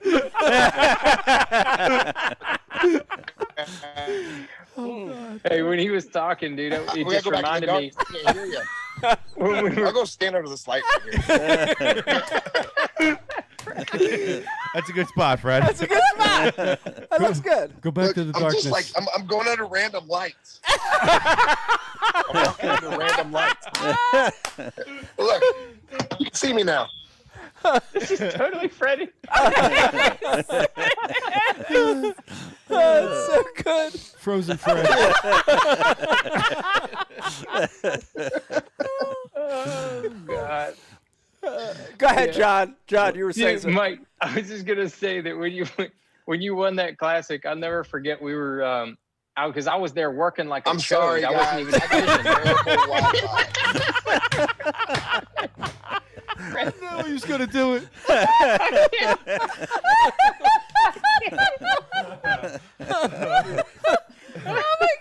Oh my God. Oh man, I knew it. I'm sweating. I'm laughing so hard I'm sweating. I got the sweats. This is great. Oh my god. All right, John, try again. All we need is Ish's head to pop up again. I just smelled something. I'll never forget. All right. Like after you won that. Oh, is he ready? I think he's doing it on purpose. After you won that classic in Louisiana, I was working it like a chode, just working. And so I went by because I knew you won. So I went to the after party, and of course I showed up late. And I show up, and there you are, just sitting there, like by yourself. So I go, and you were like on the counter. You weren't even on a chair. You were just on a counter. So I go up and sit next to you. We talked for like 10 minutes. He was like, "Oh, you were just, in disbelief. Like, I can't believe this just happened. Like, it just happened." And I'll never forget. Tripp walks over with your check and he hands it to you. Oh. And you look at it, and I'm sitting right next to you. You look at it, and it's got 200 grand on it. I think that's what you won. I think it had 200 grand on it, and you show it to me, and you're like, "Wow, like that's really real. I just won that." I'm like, "Yeah."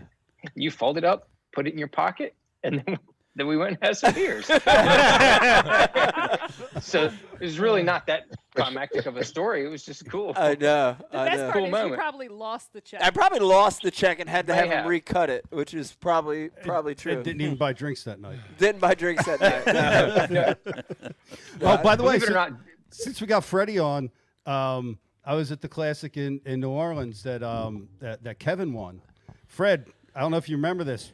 We were hanging out after Kevin won that. I was there with Ed Bassmaster, and we lit up Kevin's bar tab. Oh yeah. Yes. Wow. He's like, we weren't really a part of the group, but he's like, "Oh yeah, just throw it on Kevin's." Yeah. Yeah, when you win the Classic, you should expect that. It's all good company. Well, especially once Outstanding play. you won like your fifth Yeah. classic. Like just Yeah. Yeah. yeah. Yeah. Good move. I want to Those are put good times. Good times. it was good times. I want to put both of you guys on the spot, and we were just talking about the Classic. For sure, the Classic was a big moment for me in my career. It was a big win. It was a life changer. I want each of you to talk about the biggest moment in your career. Both of you guys have had big wins. Talk about it. Fred, start with you. What's been one of the biggest moments of your career so far? Well, that year, 2006, when I met Julie, we actually were about to have a baby come 2007 after a few months of dating and, getting married and everything. Yeah. And it was the major, the Bassmaster American Major. Man, that was an awesome and win. I literally that was an awesome I got win. T-boned. It was an unbelievable win. And I got T-boned on the way there. And I was thinking, man, I'm not going to make it there. My truck's all damaged. And I remember just like thinking in the parking lot, dude, somebody's going to walk away with $250,000 in this tournament. And I won it. And you know what? Here's a fun fact. My wife was due like during that event. And so I was ready to just jump on a plane and get to Tulsa at any moment. Never in 4 days of the tournament, of the competition, did I ever catch 5 fish. Whoa. I caught 3, 4, 3, and 4 in one tournament. Wow. So for me, it's like, dude, I don't even think that's ever happened before. I honestly, I really don't think that's ever happened before. Freddie, I especially at that magnitude. We have Ken Duke on the And show. I made it back home. We have Ken Duke on the show from time to time, and he brought a fact, like you just said, to light, that many of the Bassmaster Classic winners, many of them did not catch limits every day. Wow. To win the championships. Interesting. Wow. So it's not. I never caught one. I never caught one a single day. That is unusual. Wow. Yeah. Crazy. I didn't catch a limit every day when I won at. I would look that one up because I don't think. Okay, Fred. wait. But did you catch a limit at least one of the days? Yeah. Can you hear me? Yeah. I don't know if you guys 2 of can the hear me. 3. 2 of the 4. 2 of the 4. 2. On 2 of the 4. On the Delta? Yeah. On the Delta. On the Delta, John? Yeah. That's crazy to win Yeah. there of Yep. all places. Yeah.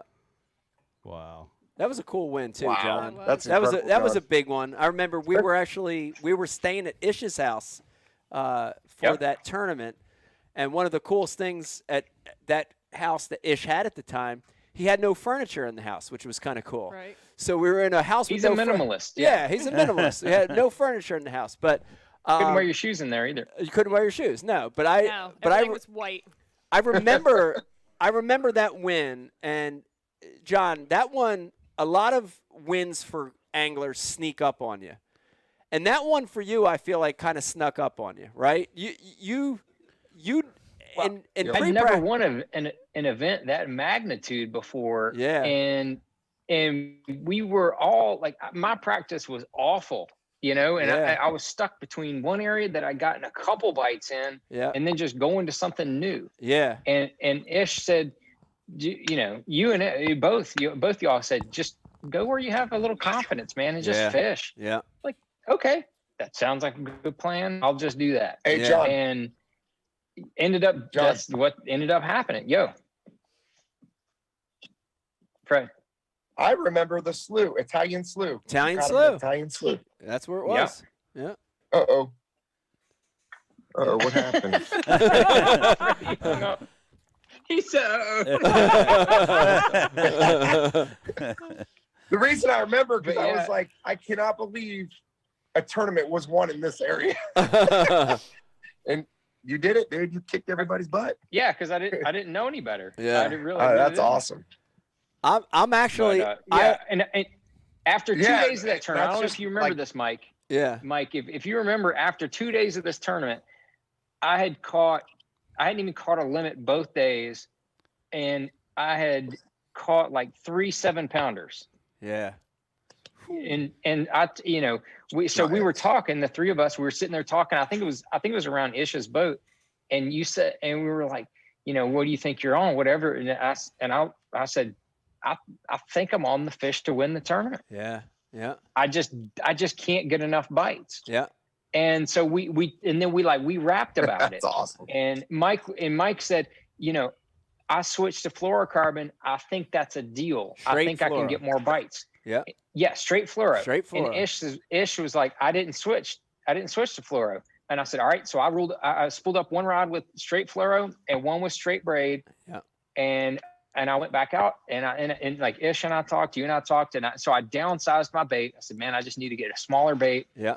I put that little BB cricket on with that straight, and every time I'd flip with the braid for a little bit, and then I'd flip with the fluoro, flip with the braid, and then I ended up catching them all on the fluoro, and ended up winning the tournament. And I have no doubt that I never would have won that tournament if it hadn't been from our camaraderie and our discussions and all that kind of stuff, man. That's just how it happens, you know. Just and that was our mantra, you know, in our whole house. You know, whether it was Freddie there or you know, Byron or whoever was there in our house with us, we were always better together than we were separately, and that was why we shared the information like we did. Yeah, it was good times when we could share that, share that general information. It's always good. Fred, I want to put you on the spot a little bit right now. Good luck keeping up with that. That's okay. I'm going to put Fred on the spot. Fishing BPT over at Major League Fishing, they finally changed the rule this year on being able to talk with your roommates and your partners a little bit about information. First couple years at BPT, we were really they didn't want any talking. It was awkward. Yeah, it was awkward. Yeah. I roomed with Ish. It felt terrible because we couldn't even have a conversation about anything. The thing you're most passionate about. Yeah, because you felt like you were. How important has that rule change been for you guys? Has it been nice? Has that been a good rule change? Yeah, I think it's nice. You know, I mean, because we all room with somebody, and you don't want to put yourself in a situation where you talk. You know, you accidentally say something, then you freak out. The whole time all you're thinking about is, oh my gosh, I get a polygraph. I'm gonna fail it. You know what I mean, or something like that, because you accidentally said you flipped one, or you know, or whatever, just something silly. Yeah. So yeah, I mean, it definitely it relaxed it, and it made it more enjoyable for sure. I think it was a good decision. What's that? Fred, I don't even fish over there. And I've told Timmy Horton the last 2 years, that's a terrible rule. I think it needs to go away. And I was like, that just, the camaraderie that you have within your houses, man, just talking fishing, man. You just want to talk fishing. That's all we do. Like we're talking fishing right now. Yeah. We just want to talk fishing. It's fun. And, I'm glad that's gone. I'm glad they changed that. Yeah, that needed to happen. Yeah, no, I think it was needed, much needed. Yeah. Okay, so when I tapped the Zoom thing, I lost you guys. Where are you at? We see you, Freddie. You got a great signal when you just stay still. Yeah. So get this. I took it off Wi-Fi. Wow. I took it off Wi-Fi, and now I can hear you guys because everything was super slow-mo. Like your voices were slow-mo. Like, I was trying to. Your cell signal. Yeah. Your cell signal's better than Wi-Fi. I got it. Don't change. That's terrible when I pay $150 a month for Wi-Fi. You're getting screwed. It doesn't work. Yeah. Oh, there you are. I see John. Hey, John. Hi, John. How you doing? I want to hit something to both of you guys because both of you guys are really, really good at doing this. We have a lot of people watching and listening right now that aspire to do what you guys are doing. John, Fred, you are both two of the best at designing lures. Seriously, when I look back in the history of baits that you guys have designed, John on the soft bait side, on the jig side, Freddie on the soft bait side, on the hard bait side, on the frog side. Talk a little bit about that because we got a lot of people watching and listening right now that want to do that. They aspire to do that. John, start with you. Talk about that bait design process. Yeah, I mean, over the last 10 years, I've learned a ton about the soft plastic side. You know, on the hard bait side, you know, it's 15 years going. It's been a lot to learn. But there's a lot to both sides of it, and if somebody is wanting to get into it, the first thing that I would tell them is to, in whatever category you want to learn about, whether it's soft plastics or square bills or deep cranks, get every model that you can think of in that category, and then test it, see what it does, compare it to the other ones within the category, and just spend time studying that. I mean, I've spent countless hours on the side of a dock watching baits go through the water, in a pool, watching baits go through the water. You see all that stuff, and you see patterns once you start seeing bill angles, line tie positions, and then on the soft plastics, you see tails, you see, different types of tails, whether it's ribbon tails or boot tails on a swim bait. You see patterns about things that happen. And that's how you learn how making certain adjustments is going to make certain adjustments for a future bait. So it's really a wild process. There is no steadfast rules on almost anything. So, and that's the neatest part of the whole program, in my opinion, is that there is nothing that is like, oh, well, you can't do that because it won't work. Yeah. Just take that, throw it out the window, and go study other baits and see what they do, and then come up with your own stuff. There's nothing more rewarding as a bass angler. Yeah, it's got to feel good, man. I know I've got a few out there, and Pete, you've designed lures, and Fred, you've got you have a name on every kind of category out there. It's got it's got to feel good, right? It's got to feel good to see those baits in the wild after all these years. Yeah, it's funny because I actually, right out of high school, I worked for a company making spinner baits. So I would literally for 7 hours sit there and make spinner baits. Yeah. And it was just learning, how to obviously build baits is kind of important when you're trying to design something. But like John said, you got to go out there and you got to know what you're trying to accomplish. If you're trying to figure out a way to make a bait with treble hooks, go through the grass, for instance. I grew up fishing the California Delta. It was a tidal fishery, and I wanted to have a bait, a treble hook bait, not a hollow belly frog, but a treble hook bait that I could reel through the grass as the tide's going down. So I needed the bait to actually deflect the treble hooks a little bit from getting caught up in the grass. And that's when I came out with the Rumba, the topwater wake bait. Yeah. And literally you could throw that through milfoil as the tide's coming down and reel it right through it without getting hung up. And it was all in getting the wobble right. And it really was inspired. Other baits inspire baits. I mean, that's just how it works. Yeah. The Baby 1- is what inspired it for me. Heck yeah. 1- crankbait, because you could really reel that through some shallow water vegetation. But I wanted my bait to wake. I wanted it to be kind of like a frog, but I wanted treble hooks on it. And that was, where. And this isn't something that you just do and then all of a sudden, voila, the bait's available. It takes almost 2 years to really produce a bait, in my opinion, to get it right, because there's so much trial and error and getting the weight right. Is it 19 grams? Is it, whatever it is, to get it to do what you want it to do. And, like if you're trying to make a bait suspend, how much little lead strippings do you have to put around the treble hook to make it do that? We used to take little speed traps and wrap, I'm giving up some secrets here, but red wire around the front hook until you can make it suspend. So in the wintertime, when the fish are suspended around the marinas, you just crank it 2 or 3 times and it gets that real quick action, but then just sits there. Yeah. And it sits there forever. And little tricks like that, help. And then you're like, what, if I have to do this to tweak something, why can't I just come out with my own bait that does it? Yeah. Without so someone doesn't have to. Yeah. Freddie hit the nail on the head right there. You see Freddie pause when he said that about the speed trap? Yeah. Yeah, he's did. like, oh, yeah, he did. damn it. Yeah, I know. Oh, shit. Slipped out. Well, speed trap is, that's still a good crankbait. Still a good in-demand crankbait for a lot of people. No doubt. Excellent cold water crankbait. Cold water crankbait for sure. Yeah. I'm just, I got the room with JC practicing for the Classic. Me, you, and Ish shared a house for a little while. Yep. And Freddie, I roomed with you a few times, and we did the Everstarts back in the day. And when you won, fishing a frog in open water, and educated me about how to do that. I mean, and of course, me and you roomed together. Ish was in there, but the thing that it's weird. I'm listening to everybody talk, and it's in common, and I missed it.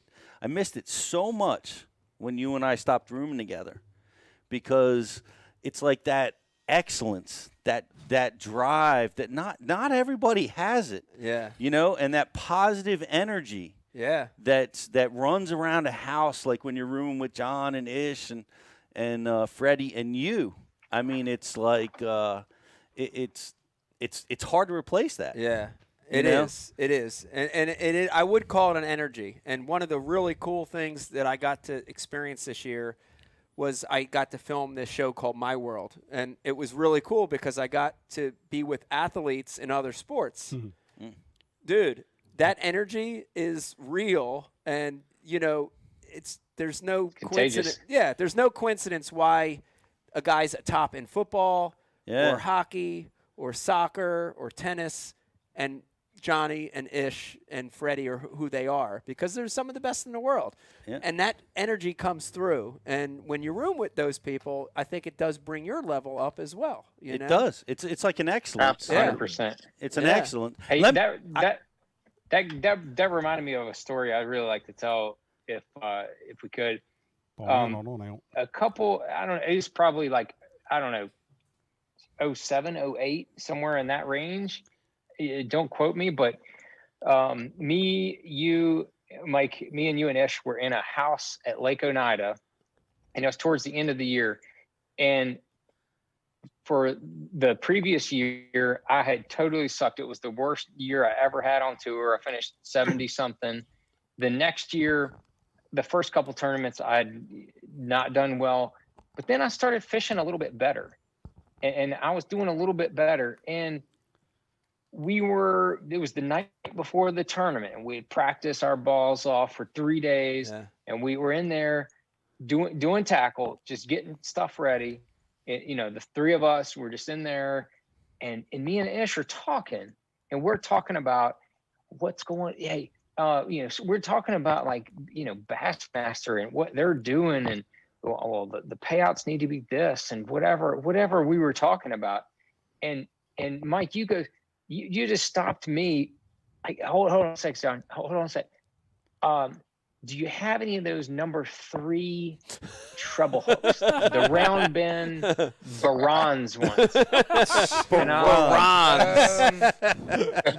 Fully tanned. Yeah. Bronze hooks. He's like, I'm gonna throw a chug bug because I haven't thrown a chug bug, and sometimes they eat a chug bug when it gets slick. It's true. Can I get one of the? I need just one for the front, just one of those. Yeah. So I dug in my box and I snagged him one, a brand new one. He's like, okay, thanks. Y'all keep talking. I mean, it hit me like a load of bricks, like straight across the forehead, because he didn't give a rat's ass what we were talking about. All he was concerned about was one other bait that he might be able to tie up and throw, not even his main stuff. Like, this was like back up to the backup throw that might actually catch him a smallmouth during the course of the tournament. And like, I don't know why, probably meant nothing to you, Mike, but to me, it was like a brick hitting me in the head. Wow. Dude, you need to like stop talking about what you're talking about, and you need to start talking about bronze treble hook because that is what matters. That is the only thing that matters. And you were talking about how talking to those other professionals, and you got that aura, you got that confidence, you got that feeling, because those dudes are in the zone all the time. The dudes that are in their profession, I've not been quite around as many as you have, but I've been around a number of other professionals in other sports. And those dudes, they don't give a rat's ass about that other stuff, man. They don't care. They care about what matters to them in their sport, in their profession, and that's where they keep their focus. And that's why, you know, it's so much fun. It's so cool to hear that from you about your experience with My World and those shows. They're so much fun to watch because I know that you're just like sucking in that confidence in those air. And I wish I could get it from them too. That's cool. And I'm so glad you brought that up, because I did want to say something. And Freddie, I think you've done in your career, you've done a great job at sheltering out all that talk, right? You know, the politics and the gossip. Fred, you've done a great job at that.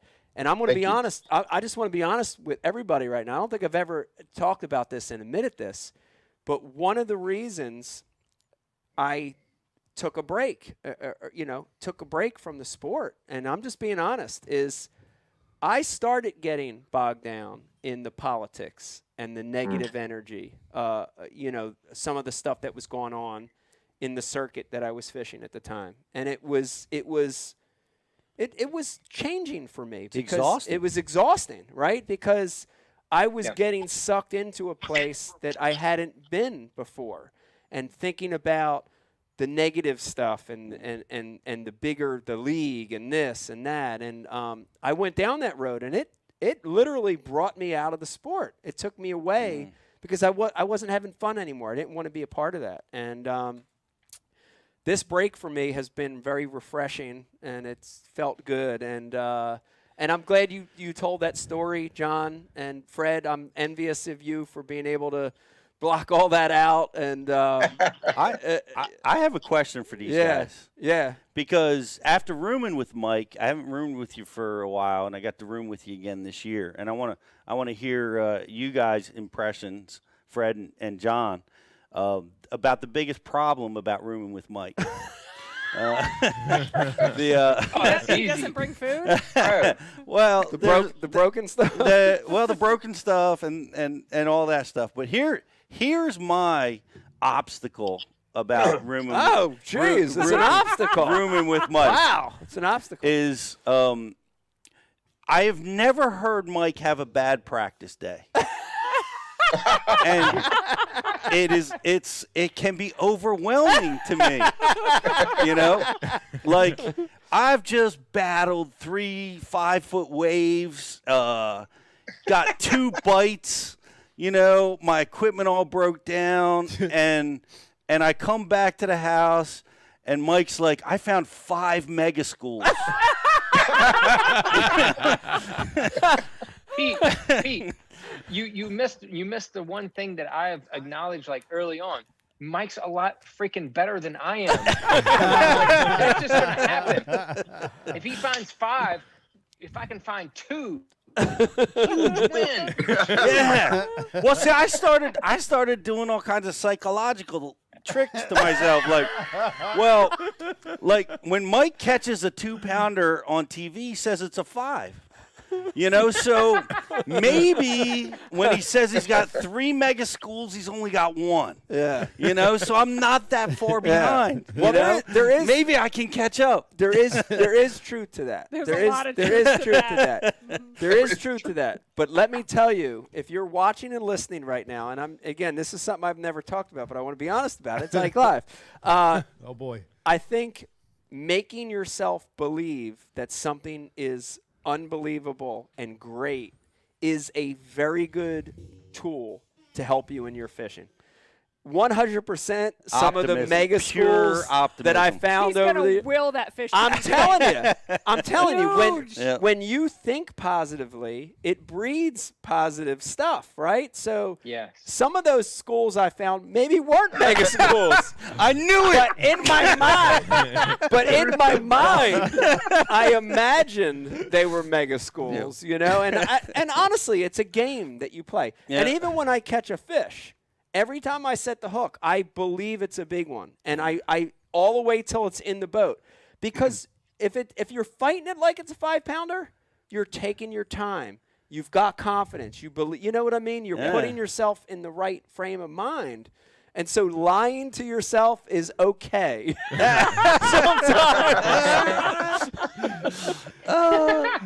I got to adopt this strategy. You might have to. Because I was always like, I'm saying I'm on 3-pounders. They're probably 3.5, but I downgrade it.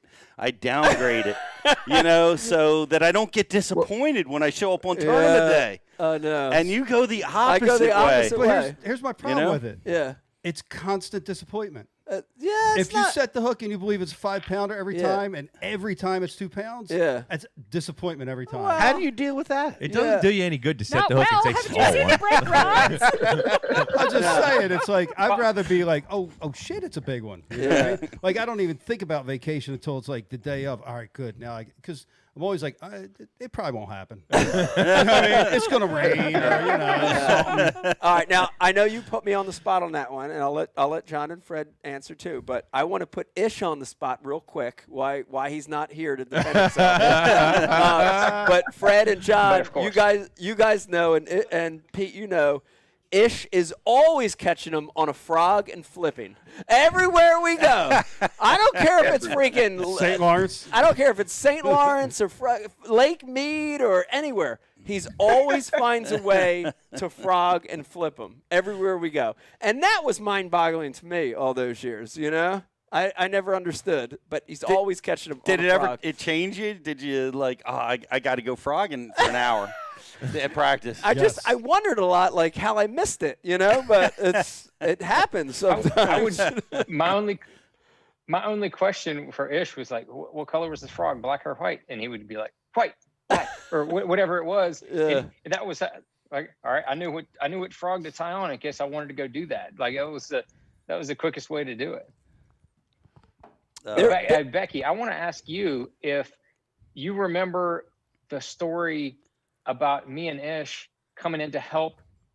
You were trying to help Mike put some luck with his sandwich in that whole situation. If you want to, she doesn't want to. So Mike, you know, over the years, he gets better luck under certain situations. Superstitious. Very I think that, you know, some people are superstitious, and Becky's one of those.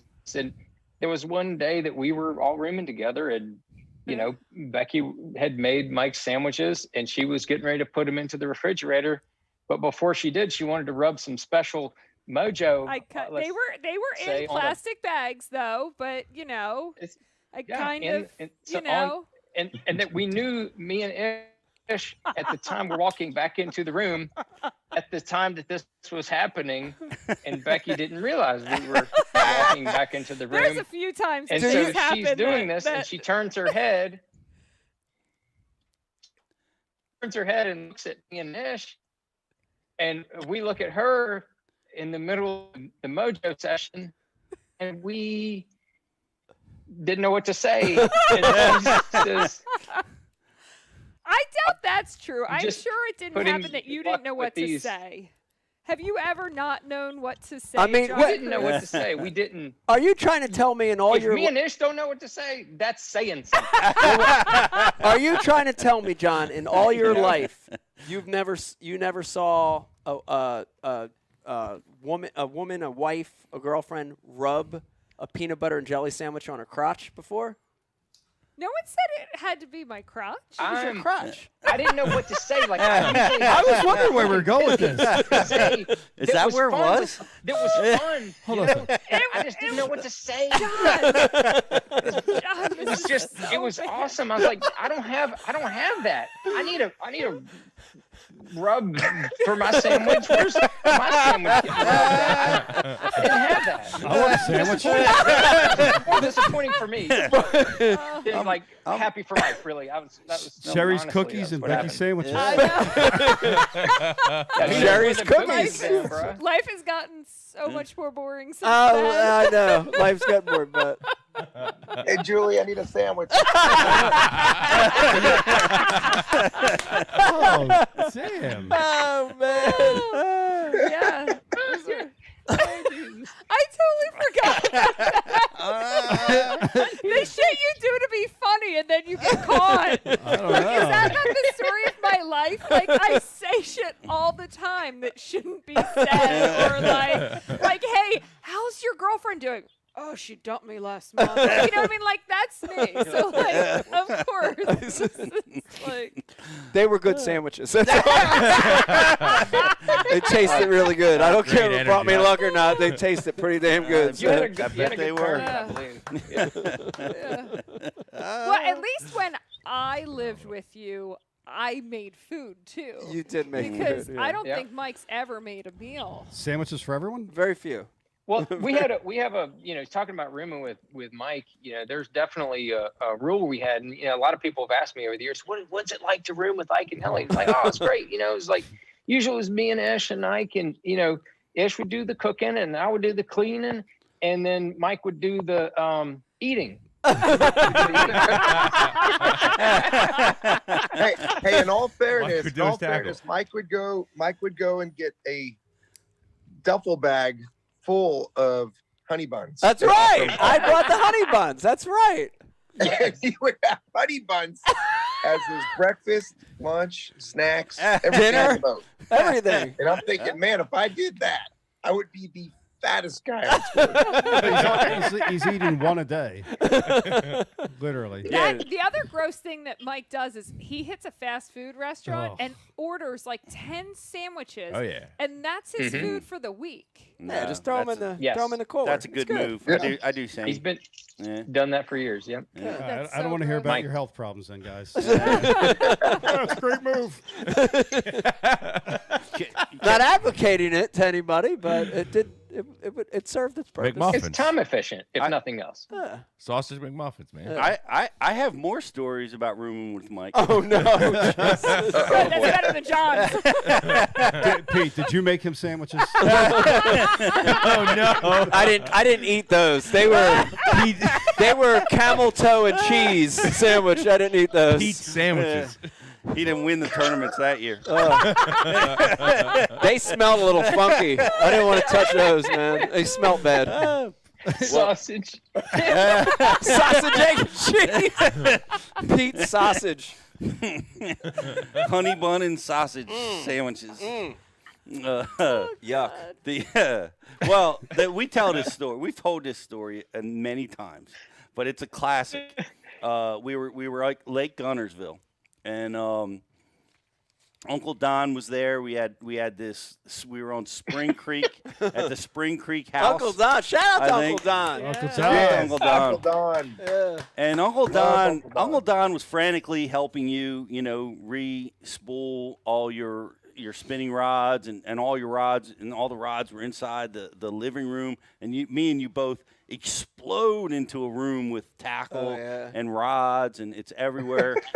And I'm not sure if I learned it from you or vice versa, but we just do that, and you're about to retie this one spinning rod, and you're looking at it, and you notice that a ceramic is missing out of one of the eyes on the spinning rod. And you look at Uncle Don, it's like, Uncle Don, did you do this one? and Uncle Don's like, what? And it's like it was like the only spinning rod in that action or that model or whatever it is. And Ike lost. Ike went Ike. And Ike did what he did, and he starts throwing a fit, and he spins around. He's got this rod, and he smashes it on the coffee table, just like this one right here. And the spinning rod fractures into a and I'm like standing there working on my rod. I'm froze, like this is really the first time I've seen this, And the rod fractures and goes crazy. And Uncle Don's starting to, chastise you, like, calm down, you're acting crazy. And That's so Uncle Don too, exactly that. And the rod smashes, and you're not done. You still have to abuse something. And the rod's only 4 feet tall, so you start piercing the wall of the house, stabbing the wall over and over and over again. And I don't think I blinked or breathed. I mean, I didn't know what the hell was happening to me, And that was the first. That was the first. I became accustomed to this type of reaction from time to time. That's so funny, because can we all remember the first time we saw Mike freak out? Like, John, Fred, do you remember the first time you saw it? Oh, I do, dude. 100%. I remember. We were all in the living room. I thought that for a second that Pete was telling my story, because we were all sitting around there doing tackle, and Mike's putting his line through the guides, and then he goes, "Oh, this guide is missing. missing the eyelet. What the hell? Like, he just loses it and thrashes the rod against the wall like 10 times. And it was one of those wood paneling walls. It was just some junk trailer we're staying in or something. He's just smashing it against the wall. Bang, bang, bang, bang.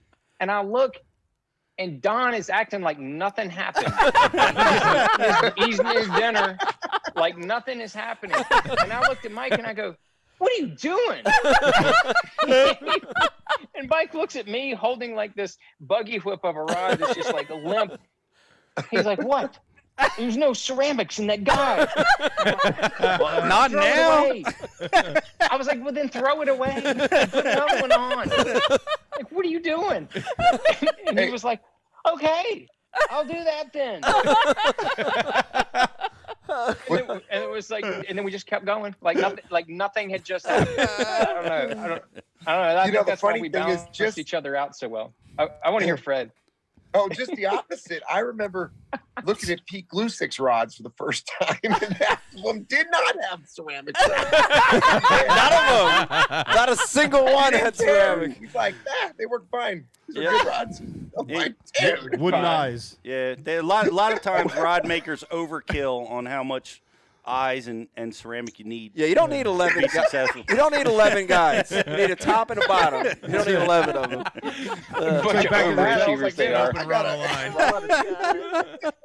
That continues still, Freddie, unfortunately.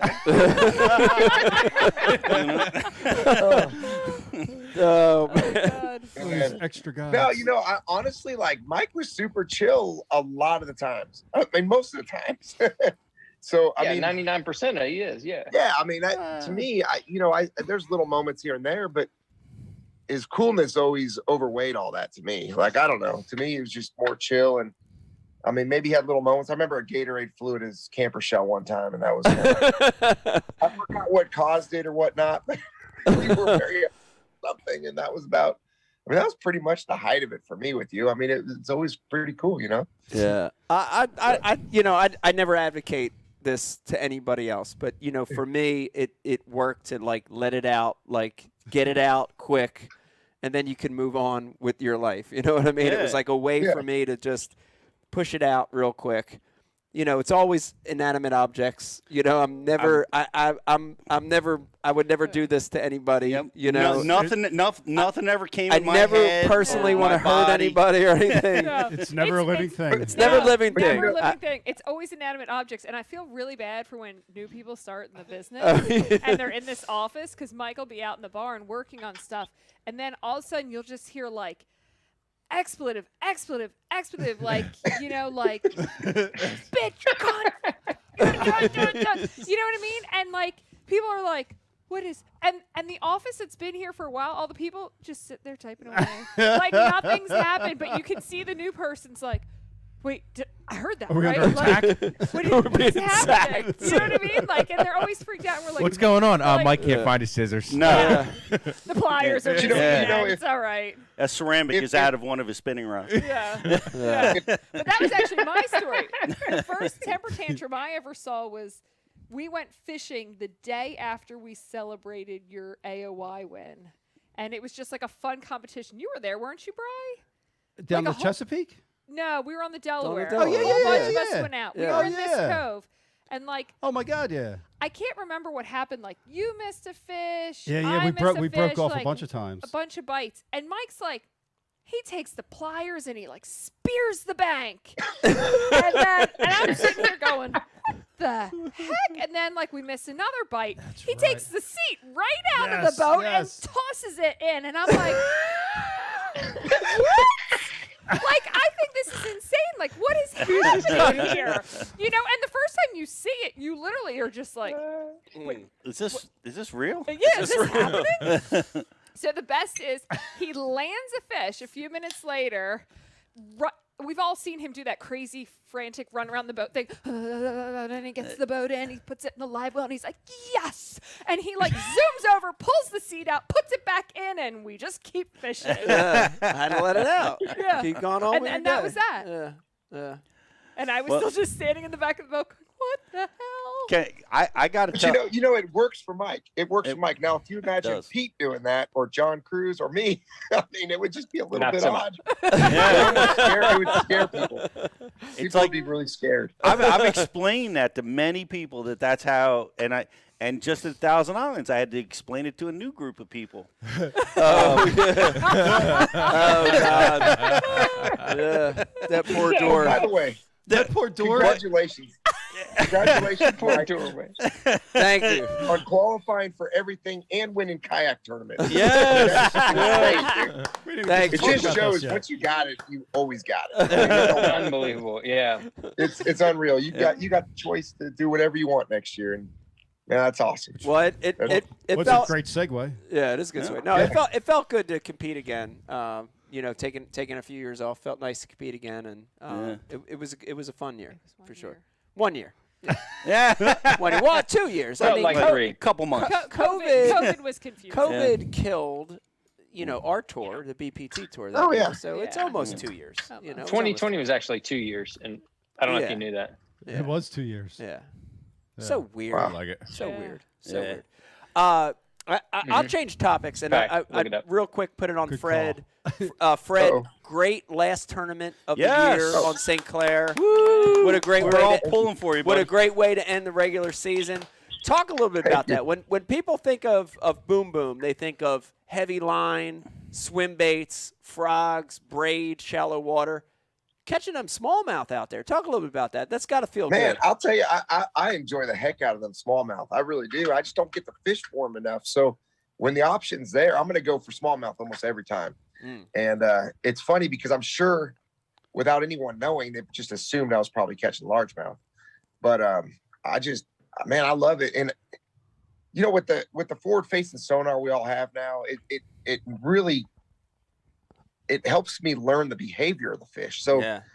if they weren't looking at my drop shot or they were chasing the weight more than that, I knew I could pick up a reaction bait, a crankbait, or a spinner bait and get them to fire on it. And I was just having fun. I mean, I was out there having a blast. And I'll tell you, I mean, I may not have won the tournament or anything like that, but I had 23 pounds for 5 that last day on a crankbait. And, you know, that was an incredible day. That was the best day of smallmouth fishing I've ever had. And I think it was the best 5 fish limit. Not that matters.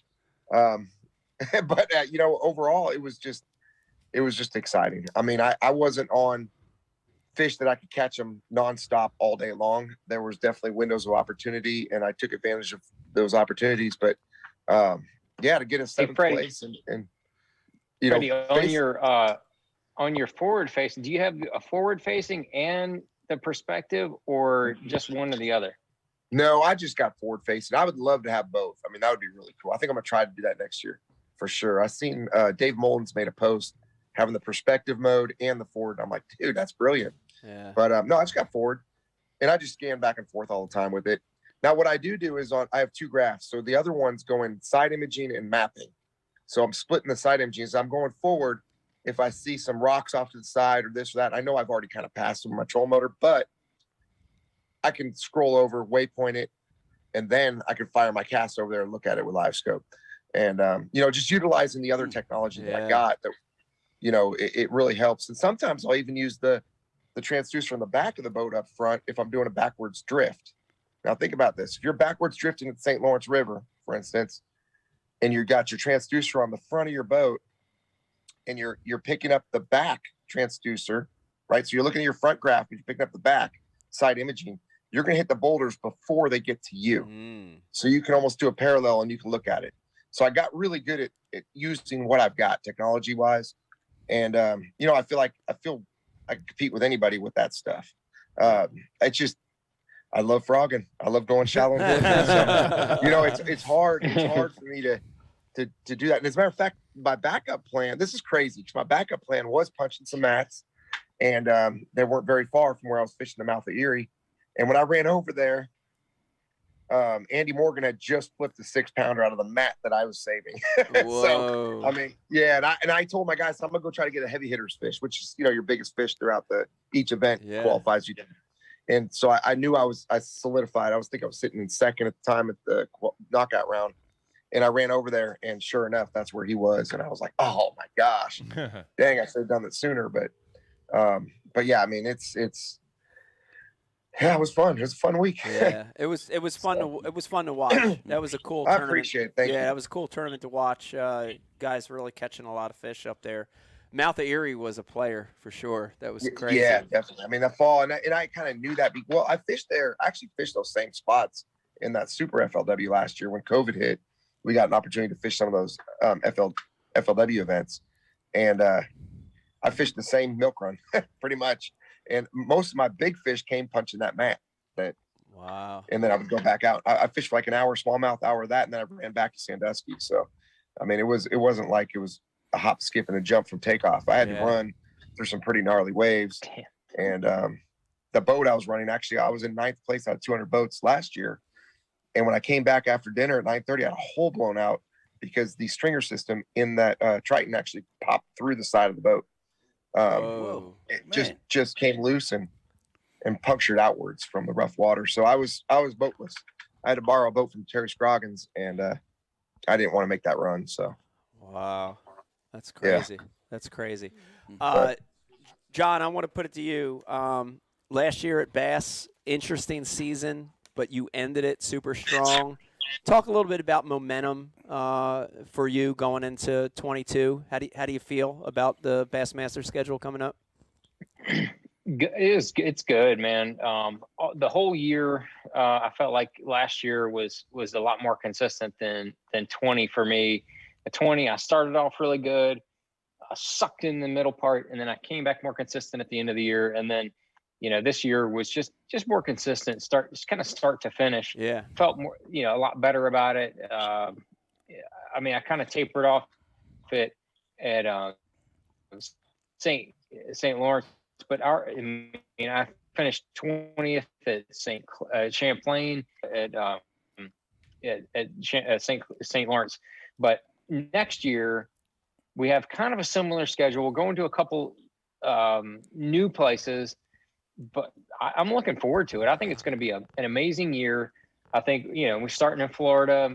It's going to be St. John's version 9 or 10, whatever we're going to be when we get there. But then we're going back to the Harris Chain, which the Elite Series hadn't been back to the Harris Chain in a number of years.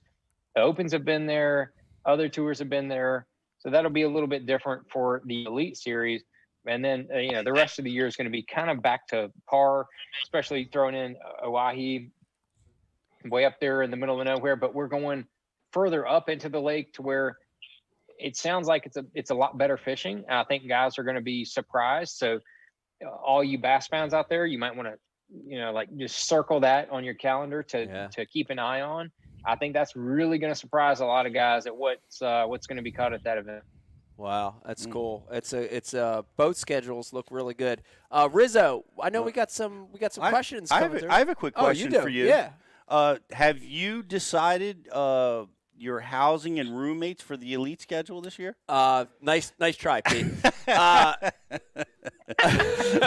You see what he just did there?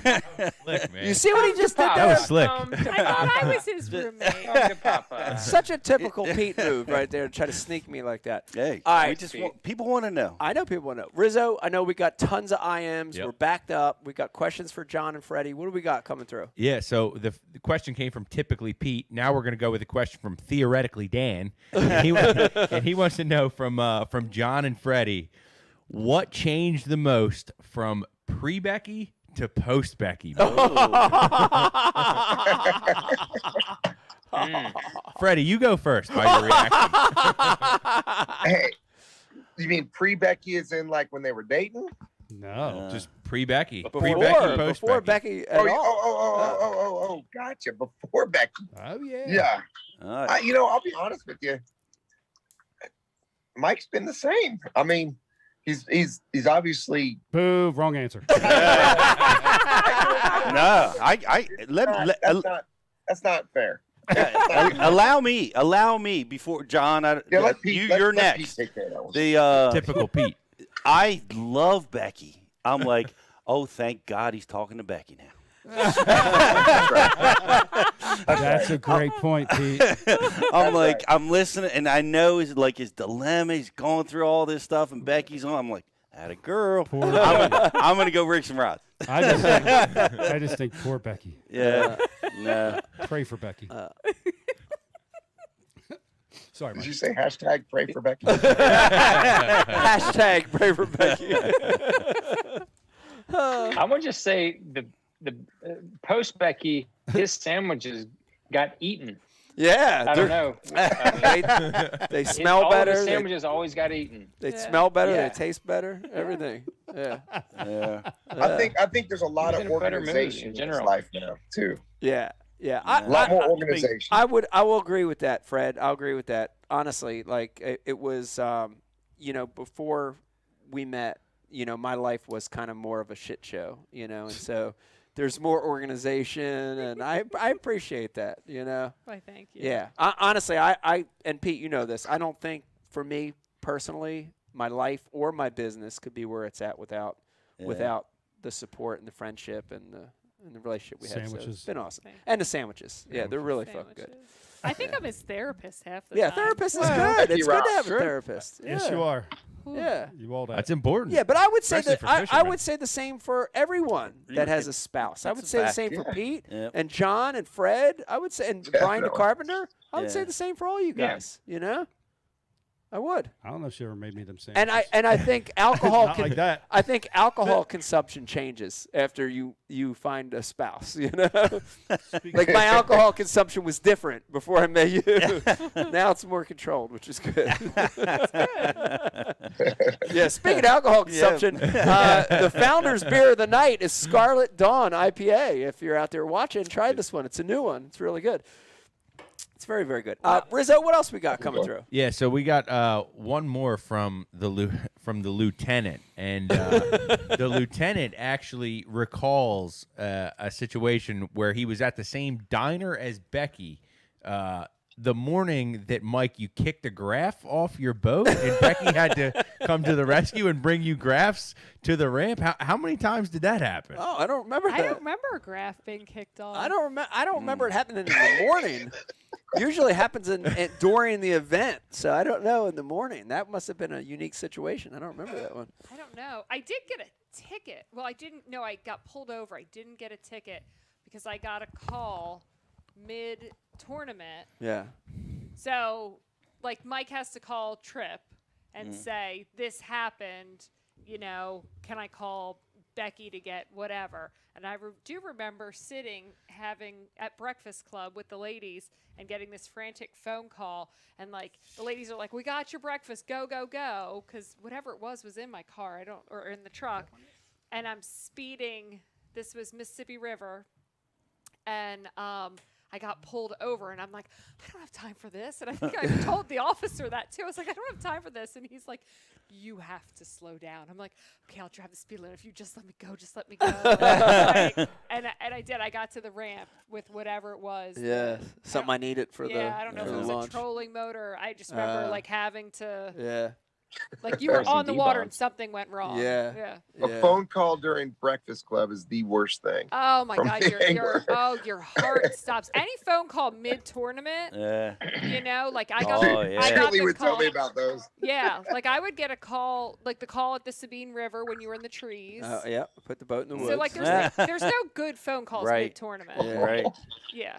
Pre-tournament. I called Shelly once at the James River when I didn't have my insurance papers, and they wouldn't let me leave. And you were leading the event. I was leading the event, Yeah. and they would not. They let all the other boats go, and I way. called Shelly at 5 a.m. Oh, and I'm like, I can't even guide you, but you have to go into my office, and you have to find updated insurance papers because my insurance company's West Coast, so they're not even gonna be open for hours. Yeah. And she, got out of some. I don't know. She can find anything, but she went in there, and 15 minutes later, I'm sitting there. It's dead silence. Like the Bass officials won't even talk to me. Wow. Right? Everybody's afraid to make a noise, and it's 15 minutes probably felt like hours. Oh yeah. I'm like I eternity. can't believe I'm so stupid. I was so mad at myself, because I was up to date, but I just didn't have the paperwork in the boat. And bloop, text comes up on my phone. She found him, took a picture. Showed it to the tournament director. I lost 15 minutes. Is Wow. all I lost. That's awesome. Wow. Thank you, Shelly. Yeah. was Shout out to wonderful. Shelly. That was nice. She's a Nice. saint. Shout out to That woman's a Spout. saint. Carol, She is. Carol had to do that for us. We were on the road one time, and you had to show proof of insurance, and we realized that we only had the old because we'd been on the Right. road for so long Yeah. that she'd gotten it all renewed, but we hadn't been home to Right. actually get the Get the- paperwork Yeah. from Carol. Yeah. And so she had to email it over. Yeah. That's awesome. Question on the message board: how's her sandwich? It's pretty good. The sandwich. is Shelly good. sandwich? Yeah, Yeah. Spectacular. fantastic. Everybody's sandwich. I do have a question. This one's for Fred, and this is totally selfish and personal on my side. Fred, are you fishing the U.S. Open this year? You know, I haven't even thought about it. I'll be honest with you. You ain't thought I about enjoyed it. the heck out of it. Are you next fishing week? it? I'm fishing it. So this is my first U.S. Open ever. Oh my gosh, so fun. Just give me a general piece of advice I need to follow to have a successful event there. Well, I'm going to tell you, when you run through the Narrows, you've been to Las Vegas. You fished like me before, right? I've never fished Lake Mead. Zero times. Okay, so you better have plenty of Gatorade and cold drinks because it's a heat tunnel. Like it might be 119, but when you go through that, it's like 140. Wow. And you're going to get thirsty halfway running. I promise you. Wow, It's the that's weirdest so thing. cool. Wow. But you'll love it. The fishing's awesome. And I'll tell you, it's a unique format because you're going to be fishing where you're fishing a shared weight with your co-angler. So right. Very unique. Cool. have an idea what you want them to throw behind you, whether it's a finesse tactic or whatnot, where you can power fish, because that usually blends really well. Wow. I I finished. didn't realize that. I've had some good U.S. Open. I think 10th is probably the best I've ever done. But I've usually stuck with the reaction bait and let them do the drop shot if possible. But Yeah. or some kind of wacky rig or whatnot. But it's a fun event. I mean, I think it's a 3-day event, and you're going to draw a different co-angler every day. And That's cool. but, here's a cool thing. Carl Jacobson came from Australia. He wanted as a co-angler, to come to the U.S. and fish the co-angler. He drew me, and we hit it off. And he had actually caught a 3-pounder on like 1 pound test. It was the weirdest thing I've ever seen. He was using the lightest line I've ever seen. And he catches his 3-pounder. I was like, dude, that's a big. And it ended up being might have been the big fish of the day. So we got to, and then he ended up second. I ended up 10th in that tournament. And, I told him, I said, dude, you're a natural fisherman. And then several years later, he shows up at West Point at one of our elite tournaments. He just across the world by himself, lost. I'm like, dude, come travel with us. And then he pretty much lived with us for about 2.5 years after that. And now he's winning elite tournaments. So, I mean, dude, it's cool the people you meet, but it's a fun event. And, so it's awesome. So should Mike stock some 1 pound test? No. No. You don't need to go that light. That scares me. Oh my god! I broke a fish off at Table Rock one year and on 4 pound, and from that moment on, I vowed to never use anything lighter than 5 pound and up. You know, Is that the one you jumped in for? Oh yeah, that's the one I jumped in for. That was dope. Yeah. I think it's 1 pound at the time was 1 pound diameter braided line. So it's really, probably, but it still was a lot thinner than anything I used at the time. Right. So, but yeah, it was nerve wracking for I sure. actually have 1 pound test. Wow. Yeah, it just breaks It's like like that. dental floss. It's like hair. Yeah. What's the purpose of having it? Visibility? I regret it. I regret it. I regret Making anglers suffer. That's the Yeah, purpose. Give you gray hair. I broke off a 14-incher on 2 pound test without trying. I was like, yeah, that's too bad. yeah. Guys, I've got one more big topic I want to run past you, and this is Ike Live. And if I didn't ask this, I'm not doing my duty here as the host of the show. You are both very successful anglers in 2 different leagues. And I do want to bring this up, and I want to get both your opinions on this, which is I feel like there's room for 2 leagues right now, right? There's Bassmasters, there's MLF. They're both different formats. NPFL. They're both successful. I'm not talking about that one. Is there room for 2 leagues? And can the sport grow to its highest level with energy gone in 2 directions like that? Or does it need to come back to one eventually? I want to get both your takes on that. Fred, start with you. Well, just from a sponsor view, kind of a deal that I tell people, this is kind of a little different than what you're asking. I'm going to get to what you're asking in a second, but I feel like a sponsor is going to sponsor the angler, whether it's you, Mike, Pete, John, Ish, me, for who we are and what we've accomplished to get to where we're at right now. Yeah. So we've already got that established, right? Yes, I think 2 leagues is fine. I believe I got so many friends over in Bass League. I don't want this animosity between the two. Yeah. Because I want to fish and I want them to be successful. I want to be successful. There's several lakes. And the fun thing is when there's honestly, it would have been cool if we could have fished both to begin with. Right. But that's out of our hands. I mean, that's not, I was kind of bummed when they said you had to choose, but that's just part of it. Unfortunately. But I feel like, I can sit there and I can watch Bass live when I'm not fishing a tournament, and then you guys can, watch whatever, if you're interested in watch what we're doing. But it's still, the sport is so big. And like, I'm working with the youth right now. There needs to be more than just one league for them to be able to, pick a career, because it would be it's hard enough for a professional athlete, like a football player, to make it to the NFL. Yeah. Especially when the colleges that we want to encourage kids to go high school, college, and, build, some stability in their life. But if there's only one league and it's only offering X amount of spots and you got all these kids out there trying to be it, it just makes it that much more difficult for them. And I've got boys that want to fish.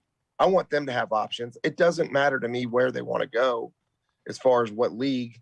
I just want them to be successful and do what they love, and that is ultimately fishing. Yeah, that's a good point, right, Pete? Multiple leagues, more opportunities for new people, more opportunities to advance through the levels. I think that's a good point. I love that point. Yeah, well thought out, Fred, and makes a lot of sense. Yeah, John, let's give me your opinion on 2 leagues. Is there enough room for 2 leagues? Well, basically, I agree with Freddie 100%. But we had 3 leagues, and one of the leagues acquired one of the other leagues. So now it's kind of knocked the old FLW league down into like the minor league for the BPT.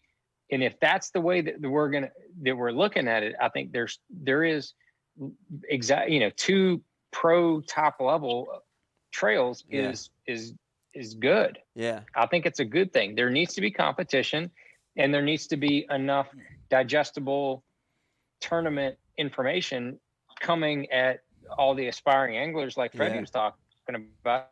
There needs to be stuff coming from them, coming to them, in a consistent basis for a chunk of the year when they any overlaps and instances where guys can't either fish both or, look at John Cox, man. He wants to fish. He wanted to fish everything. Yeah. But now, it's just gotten to where he can't, he wants to fish more. He can't. And now, next year there's the classics the same week as one of the BPTs. I don't even know what he's going to do. It's just kind of unfortunate because the fans just want to watch guys fish. Right. Like Fred was saying, man, guys just want to watch guys fish. Right. Y'all are, like Fred, and when Fred's, you always watch him catch them old tank smallmouth on a crankbait. I wouldn't have guessed it. I figured he would have done the largemouth thing, but it was cool. It was cool to watch. Iaconelli just put a spectacle on and made a mockery of everybody in the entire field. That was crazy. That, good for Michael, man. Yeah. He's just a super underrated fisherman, really, really good guy, and does everything the right way. So I was happy to see him win that. So I watch everything. I think there's room for 2. Yeah. But they've got to. I agree with Fred. Like whoever has to lay off the Jets needs to lay off the Jets, because just chill on that stuff, man. Just let it coexist and let it have fun and let it fester. And but competition in a gentlemanly way is good. Yeah, Brian. That's a great. Hold on, Freddie. Brian Carter, so I got a question that come across the message board from somebody. Probably. Easy answer, true or false. Total bitch move to schedule an event on top of the Classic. Freddie? Johnny, we'll start with you. Yeah, hit You want me to answer? Yes. Or I can. I don't know how to respond to that. I can't even fathom somebody. Well, I can answer. It won't. It would won't do that for a pro level. Now, if it was like a Toyota Series, a lower level, it makes perfect. That's fine. There's Yeah. only so many weeks in the year, but to have another top level, I mean, BPT and they've really raised the bar on their stuff, man. They've done a good job. And so to put it right up against the Classic, I just don't understand the reasoning or the logic behind doing it. Yeah. But, I'll answer I don't because I can step in and answer because I have no allegiance to anyone, and I at this moment in time currently Pete's trying to make me talk here, but at this moment in time I can be honest and say that I feel like it's on us, and when I say us, it's the pro anglers, right? It's on us to hold our leagues accountable for their actions. And I'm going to be honest, and John and Fred, I'm going to be honest, this is nothing against you guys or either leagues that you fish, but the problem even after the split, post-split, is the anglers never took control or responsibility of their own fate. And that was unfortunate, right? Because the split to me was about the anglers taking control of their own destiny. And it's unfortunate that it never happened, and as much as I agree with you guys, there's room for two leagues. I like the BPT. I love Bassmasters. I like ML. I like them both. But the anglers still don't have a say in either league. And that's a shame because if we held them accountable, we could fish both leagues. We would hold them accountable to not overlap events. So as a professional, we could fish both leagues, maximize our income, maximize our fan base, but we never took advantage of that moment. And that's a shame. So a lot of that I put on us. Mike, I put it on us. During the split, Mike, me and you, Freddie was with us, Ish was with us, and we had a handful of other dudes who were with us. A lot of people we tried to unite the guys, and they basically, the majority of them pussed out. Yeah. They totally copped out, pussed out, and coddled to whoever was telling them not to join what we were talking about and do what we were talking about. And so sometimes you can lead a horse to water, but you can't make him put a bathing suit on. You know what I'm saying? It's always been a problem, though. It's always been a problem. It's always been hard a problem to get 300 guys on the same page. Back in the beginning when there was just one league. Right. The anglers could not get together. Why is that? Yep. Yeah. Is it because I always felt like guys felt that they were so lucky to be able to make a living fishing that they didn't want to rock the boat. They were afraid to take a stand. They're like thankful they got this thing going on. Yeah. And that's what I always felt was the big blocker. Yeah. Is that it? I think you're Pete. I think you're kind of right. I think a lot of the anglers that didn't jump in just didn't understand exactly what angler independence meant. It didn't mean we were trying to down the leagues and make them go away. It just meant we wanted to have a say. As a group, we wanted to have a say and have some input to where we could make things not just better only for the anglers. We wanted to make it better for everybody, and especially the next generation of anglers wanted to make it a better place for them to come into. And I know that's what me and Mike, that's our common thing, is we want it to be better for the next generation coming into the sport. And that's where a lot of the old timers, they're like, well, my sponsor ain't going to like that. Just dude, come on, get out of here with that shit. Come on with it. Wow, that was a good accent. I like that one. That was good. We I'm not gonna say it was tried one particular angler, but it may have been. We did try to unite back in the day with the PAA. We Remember did. the PAA? Yeah, we tried it. Sure. We tried this before, and it obviously didn't work out. Right. But kind of to rewind a little bit, when Bassmasters was originally the tour before it was the Elites, I got to fish that 1 year before the Elites. Then the FLW tour came out with the higher payouts, right? And then all of a sudden next year we got the Bassmaster Elites, higher payouts. Having two tours, it's going to always raise the bar. So if one tour does one step, the next one's going to go higher.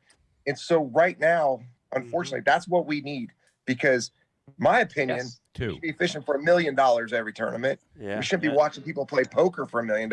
We should be fishing for $1 million. You know what I'm saying? And so until that happens, until the real payouts are out there, I mean, I just want guys to enjoy their lives, fish, have fun.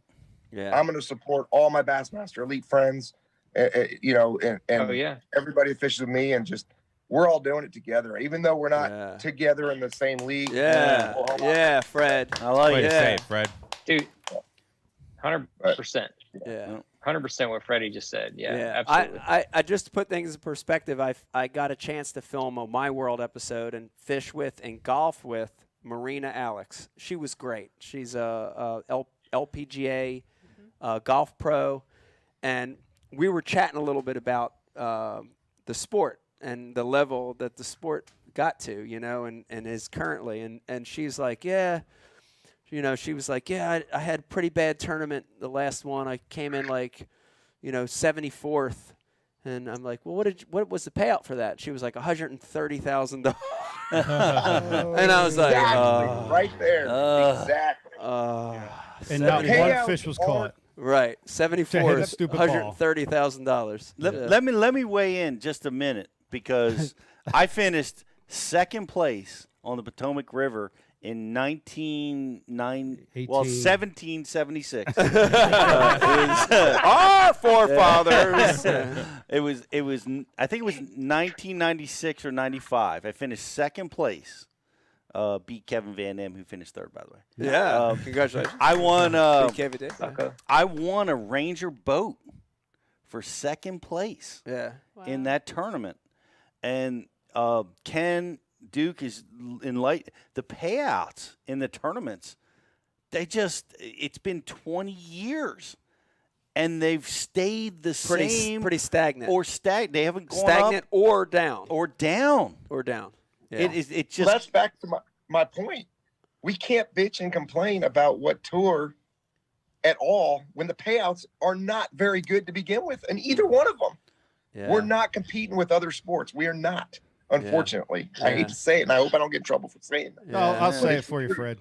What do you want me to say? Truth. And for people to get upset and text me and bad talk, whatever they want to do, it's like, dude, we're just trying to make a living, you know? Yeah. So, well, back to the original question from somebody on the message board, maybe. I see the Classic's going to happen next year, and there's a lot of guys that aren't going to be there, and the people that are really getting screwed, you guys are getting screwed because you're not going to be able to be there to support your sponsors. That might have an effect on you guys, you know, the BPT anglers. But the fans. I look at it from the fans. That hurts the fans. Are the ones that are getting effed over by some dirty old vampires trying to dominate the league over there. And so... Love you guys. And it's unfortunate. I agree with Fred and with Brian that a lot of the guys are getting caught in the middle of whatever kind of pissing contest is going on, because and now, I mean, how are the guys that are fishing the Bassmaster Classic, how are they supposed to go work the Red Crest when BPT is obviously trying to have an event right on top of the Classic? Like, how are they why would they go work that? You know, when, you know, it's just like, it just doesn't make any sense to me, you know, either way. And it's unfortunate, because I really, you know, was trying to consider what it would be like to go work the Red Crest. Like, is it worth my time? Is, you know, are we going to have a display, you know, with missile, or what are we going to do? But then after that, it's like shot across the bow. Then it does. I don't know what to do now. I mean, I just don't. They're forcing you and all other companies to make a choice. And with intent, right? They're trying to make companies make a choice, And Yeah, it's unfortunate, really. I mean, it really is. Yeah. And It's messed up. I just It's like you have a falling out with your friend, so you decide to like have a party, knowing that it's their birthday party, just to try to get all your friends come to your party to screw them at their birthday party. Wow. You know what I mean? It's so good childish. analogy. Yeah. It's just Yeah. childish. Good Like analogy. I don't understand why they can't coexist and support each other. Like I just feel like this move, it was childish. sets us back. Small it sets penis. us back Yeah. a year, in my Someone has opinion. a tiny, tiny Sets little us back. And micro listen, I phallus. try not to have too many opinions about these because I do believe that This I think big. we're perfectly fine with 2 leagues. Yeah. Like I'm fine Yeah. with it. But something like that is somebody made just a really petty decision and people allowed that to happen. Right. And I didn't think that's just not right. That No, brings I up- want to see that. I want to see those guys. I don't get to go out to a lot, Yeah. but I want to see those guys at that event. Yeah. But there's a man Yeah. with a Right. really tiny one Right. that said no. All right. you so can never make a sandwich as good as the sandwich that I make.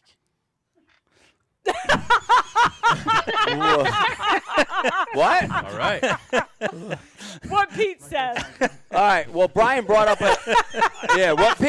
what Pete said and what Brian said. Brian said microphallus, and my question to you guys to change topics is a very small microphallus, micropenis, the same as a very large clitoris? Are they one and the same? Or are they different? So anyway, Okay. Binary Rich, you product got are we anything talking on about? that board? Save us. Save us. It's just a question. I don't know the answer to well, it. It's a fair valid- question. It is a fair. Is it a fair question? I don't know. Are Probably they not. Mike? Are they guarding the bed, or are they spawning actually in the bed? I don't know. Yeah, I don't know. I'm trying to figure that out. And it could be post-spawn. It could be I garden need to fry. observe this. I need to observe this situation before I know what bait to throw in there. That's all I'm saying. Right. Well, Dude, let you know, it's funny because I was in San Francisco with my buddy, and we were sitting by this little fire at this hotel, and we're talking fishing. No, listen, we're talking fishing, and he's just one of those really loud people, and he caught this 15-pound bass on a bed, right? But the way he described it in front of everybody, he's like, I got this big girl, fat girl, she's flipping around on the bed, this and that, and everyone's just looking. I'm like, oh my God. They don't know he's talking about fishing. I know he's talking about fishing. Oh my God, Right? that's amazing. Yeah. So there are things that can be said in our community that we understand, but when you get outside of fish, sorry, but that just reminded me what you're all saying. Yeah. Wow, you're That right. is one of the funniest things I've ever seen because I started seeing other people's reactions. And they have no idea what we're talking about. You're right. Terms can be flipped in other parts of They life. sure can. Here's one Oh, that yeah. here's one that I want to just. This will just be a fun little exercise, and we can start with anyone. Pete, we'll start with you. I want to go around the room, and I want everyone to give a name or a term for a spawning bed. Oh. Pete, we'll start with you, and then we'll go that way. Go ahead, Pete. Give a name or a term for a spawning bed. You can even use that as a bed if you want to start with that one. A Whatever. nest. A for- nest? for a fat girl. Nest for a fat girl. Jake, you want to chime in? Jake. Hold on, Jake. What is hold it? on. Hold, wait. Where's his microphone? What is it? Wait, say it again. Sandy Palace. That wasn't it. Sandy Pals. Sandy Palace. Sandy Palace. Okay, Sandy, Sandy Palace. Palace. Rizzo? I like that. I'm gonna go with a diamond bottom. Diamond Bottom. I like it. I like it. Brian Carpenter? Dude. I just had a good one in my mind. Went completely All right. blank when he said diamond All bottom. right, we're skipping you. John Cruz. Shit. Name for a bed. A plate. A plate. Yes. We did this before with John on, and he said the same damn He answer. did. Well, that's a good answer. John was in studio with Shannon. I like it. Fred, name for a bed. Hotspot. Hot Ooh. spot. Oh, that was mine. It was Hot Pocket. Oh, Hot Pocket. Well, Hot Pocket's different. Well, whatever. Beck? Doesn't feel the same. You always call them dishes. Dishes. Dish. Dishes. I'm going to go with Moon Crater. Moon crater. Pete? Ooh, that's a good one. Pete? I already We have said to nest. keep going? Yeah, bring it around again. All right. We don't have to do this Wrap it up. anymore. We don't have to do this anymore. Guys, I can't thank you enough for coming on. I'm not going to thank Ish because he was only on for 5 minutes, but Yeah, right. I wouldn't think this. it was awesome to have you guys on to rehash stories, to get your outlook Yes. on the sport.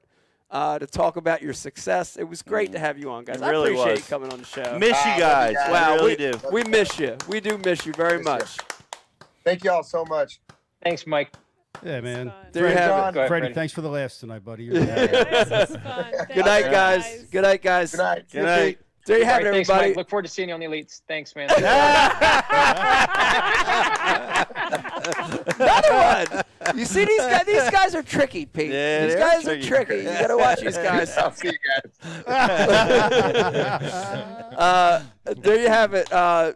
John Cruz, That was fun. Fred Romanis, Ish Monroe. What an awesome. Thank you guys for surprising me with that. That was Now awesome. You're not as pissy. Nah, that was cool. That That was cool. That was cool. I'm not as pissy. Even having Ish on for 5 minutes was cool. It was nice. Yeah. It was like having the old It gang was back so together. ish, wasn't Yeah. Oh yeah. Oh yeah. You, He had a tanning. He had a tanning bed appointment he had to go to. He had to go tan. Dude, Make we have to cut the moment when he came back on and didn't know. Oh, that was so he was great. Back on. Yeah, he was like, it was like, why is this green light still on? What the fuck's this? Why am I still here? He's What like am I trying. looking at? He's like, oh crap, I'm on, and he's trying to push off. No, but then he looked at himself and he's like, oh, I look good. Damn, look at my eyebrows, look perfect. Oh my god. Oh man, that was great. That was. That was awesome. Let's take a break. It's late. Oh my God. We're an hour past our second break. It's late. Okay. Listen. Do we have anything left to do? Yes, I have we do. one thing. I have an announcement I got to make. All right. So We listen. got the announcement. We got the Empire covers. Empire covers. It's not too late. Beck, we're going Right. to cover the Ike Foundation kayak event. We're going to talk all about that. This will be a short segment coming up. It'll be a short segment. Listen to me. Pete has a reading. Yes, Pete has a reading. Hang in there with us. We're going to take a little break. When we come back, a short third segment, I promise, with a big announcement. Hang in there with us. When we come back, more Ike Live. 4.5-inch drop shot worm. Bama bug. Finesse jig, PB&J. Give me something hard. Hey, KVD here. Now, I didn't always know this much about fishing. 4-aught EWG worm hook. In fact, there was a time when I couldn't tell the difference between a jerkbait and a stickbait. But then I signed up for Mystery Tackle Box, the original monthly tackle subscription. And now I know more about fishing than I do about calculus. And he knows a lot about calculus. Plus, I get amazing extras like free fishing magazines. October 2016. Featured article, 4 places to throw a frog. Exclusive decals. Zombie bass. And how-to videos for all the great baits I receive. How to tune a crankbait. Is that underwater footage I smell? I got goosebumps. So if you're looking to develop enhanced fishing abilities like me, or you just like getting new tackle every month, go to mysterytacklebox.com and get your box today.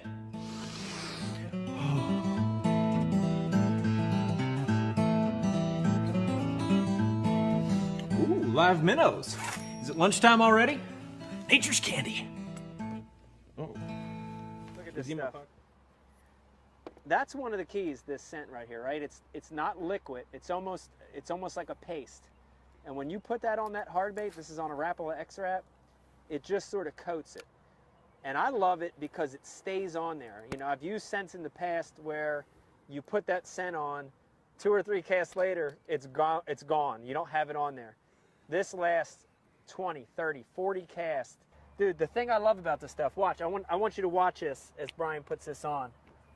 Look at the material, right? You've got, we're using shad today, so it's got natural bits of shad in there. It's got enzymes, aminos. It's that sticky icky. It's that sticky. You know, if you know, you know. Yeah. Dude, no jig, nothing. Just Liquid Mayhem on a bare hook. Liquid Mayhem. The bottle of Liquid Mayhem. You know? You take pride in your boat, so it deserves the best protection possible. Our durable woven fabric prevents ripping and provides UV protection, and our tape seams provide protection against the elements. The heavy-duty shock cord hem and strap and buckle system provide a tight and secure fit. Our top-of-the-line boat covers come with a ventilation system to keep your boat free from mold buildup. Empire Covers, protecting what you love. This is your tackle. Not that kind of tackle. You use it to catch this, or this, or this. You also use this and that and these. This is your environment. So is this. You love it, live for it, but it will turn this into that. This is the Flambeau Z-Rust Max Tough-Tainer series. These are fully infused with exclusive Z-Rust VCI anti-corrosion technology. This is a U.S. naval battleship. The same Z-Rust technology used here has been used on those to protect advanced weapon systems from corrosion in conditions like these. For the fish, it's invisible, odorless, tasteless. And for you, it's FDA-safe anti-rust protection for a minimum of 5 years. This is the next level of tackle management, not that kind of management. This is the Flambeau legacy of tackle systems. What's your tackle worth? It's more than who you are. It's who you're with. And it's more than what you do. It's where you do it. Tin Cup Mountain Whiskey. Becky has an announcement, everybody. Oh, man. Sit down, Beck. You're good. Becky, you have an announcement. Hey, everybody. Welcome back to Ike Live. Hope you're having a wonderful Thursday. Man, what a show. Pete, this has been a great show. Sandwiches have been great. Yeah, I said it when the camera went off, but best sandwiches we've ever had on best the show. sandwiches. But shout out to Rebecca and Brian the Carpenter for Riz. I don't know if you had a part of this either, but thank you guys for setting that up. It was Riz is super. like, yeah, it was Riz was all like, me. yeah, it's all him. Becky was responsible for Ish. It was really. It was really nice to have those guys on. That was a fun segment, and of course it ran long because it was a cool moment. That's what we do. Wait, I It was really very fun. hope that no one's still watching. Yeah, I hope they are watching because Lots. there's some big stuff still happening here. Major announcements. There is. First things first. I do want to say, Beck, I want to catch up real quick, and we had an amazing Ike Foundation kayak event, and Yes. if I recall, click, that's number 5. Yes. Our 5th annual. It was our and 5th they are annual. getting bigger and better every year. Yeah. 90 kayaks. What? Showed up to Lake Nakamixon. Dude, that's stellar, dude. Wait, that's more than that event you won on the whatchamacallit. Way more than the Bassmaster event. That comment came from Ryan Lambert. It did come from Ryan Lambert. I need to talk to Ryan Lambert, by the way. All right. Great event and great support for youth fishing. We raised a lot of money, which was great. And we had a great turnout, and we had a champion, of course. You want to talk a little bit about that? We did. There was one guy that blew it away, and his name is, I believe, Jacob Stem. Am I saying that right? Jakob. But he had over 80 inches. Yeah. I think the next guy had 50-some Had inches. 50. Yeah. Holy Yeah. smokes. He Yeah. blew it away. But cool young guy. I mean, kind Yeah. of came full circle. Because what was the story that he told you? So he fished with us at the Ike Foundation Celebrity Pro-Am when he was still in college as a rider. Mm-hmm. And, now it's sort of come full circle, and he's Is he the one who told us that he fished with Cliff Crochet? He did. Yeah. Yeah, Mama say, yeah. So it was cool in that he supported the foundation the whole way, even from when he was younger to now that he's on his kayak. So really cool. Really cool to see him win. It was cool. Yeah. Also, what else we got? Brian the Carpenter. We had. That was it. That's all Becky had. Is that all you have? You want to say anything a else? whole segment. I made you a banner. Yeah, you got a little banner. Oh, I'll talk more. Becky Live, I yeah. should. The ladies would be mad if I don't tell you everything that's going on. So quickly.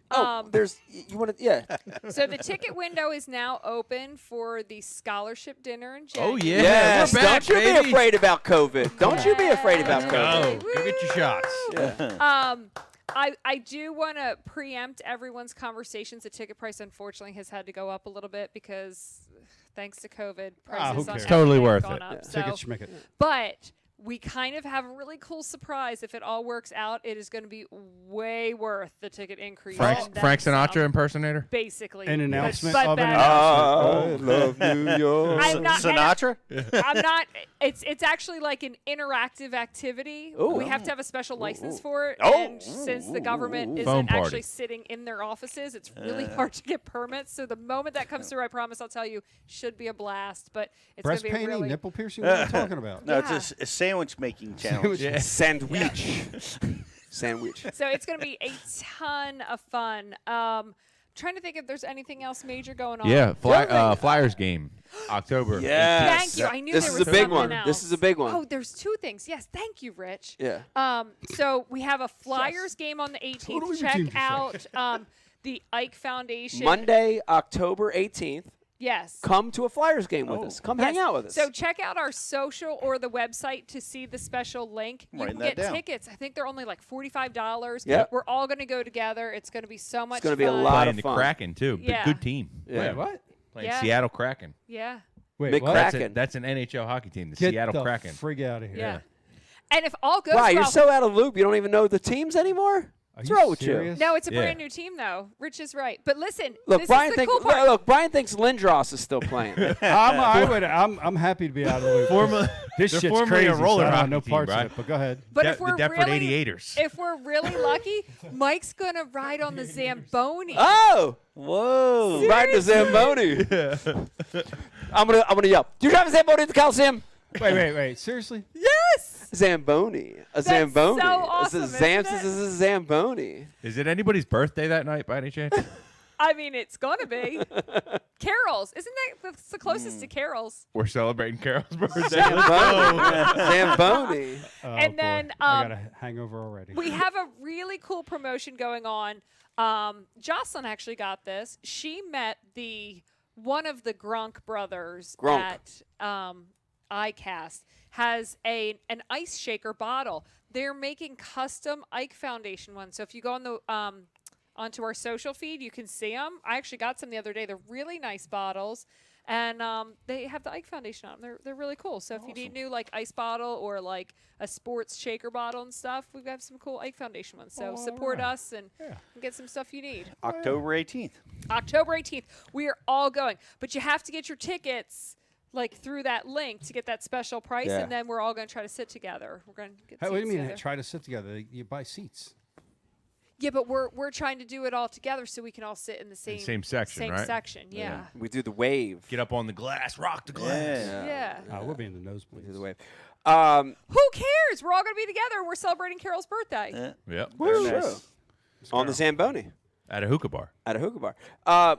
Also, we have an Empire Covers contest. Let's talk about Empire Covers tonight. It was a great promotion. It was get on their social page. It was like, share, and Tag two friends on Instagram. Tag two friends and like their page. Make sandwiches. I think we had a lot of participants tonight. Riz, what do we got with the Empire Covers contest? Yeah, so a lot of people chimed in during the show, letting us know that they participated. Guys, if you haven't checked out Empire Covers, right now is a great time to do it. Good the time. seasons are changing, the leaves are falling. Absolutely, got to protect your investment, and there's no better way than Empire Covers. Don't break the bank. Protect your investment. Our winner for the Empire Covers contest, he's going to get himself a $300 value Empire cover, is Mr. Chris Martinez. Congratulations, Chris Martinez! With the cover. Empire Covers contest. Congrats. That's right. Congrats. That's a big Nice one. win. What kind of boats you got? Not sure. John boat or He's got- Biggie Smalls? He's got a Kawasaki jet ski. Triton. All right. He's got a Triton. As a Triton. Cool. I also had. Hope it's not the guy that bought mine. Oh, that's mine. Yeah. Also had note here, Brian the Carpenter. TH Marine. Oh yeah. Will be having TH Marine be having they bongo hats. What the hell kind of language is that? Just read the text. TH Marine be having these bongo hats There's on no end. sale on the site. No, honest to God, can I please read this? TH Marine be having they BOGO hats on sale on the site. What the hell does that mean? What do you mean? What's that mean? Buy one, get one. Oh. Yeah, bongo. The bongo hat. Oh, I thought TH had a new drum kit. Yeah. I was like, damn, they got. That's for the they front got of the Biggie Smalls They guy. got the grass goat. They got G Juice. Now they got a bongo hat up in his mouth. Okay, so reading is not his strength, but typing's not yours. What are you talking about? There was no mistakes there whatsoever. They be having? Be having they. Oh please. I know what music you listen to. Don't even come at me sideways. TH Marine be having they. TH Marine be having that. Listen, it's late in the show. Don't get silly about it. What is a BOGO hat? Buy one, get one. Buy one, get one free on hats. BOGO hat. BOGO. I thought we already covered that. BOGO. We did too. BOGO. BOGO. We knew something. Jersey rig. BOGO. On with the BOGO. Also have a note about half a spot. Well, hold on. No, Yes. this one's for Pete. Okay. Pete? What?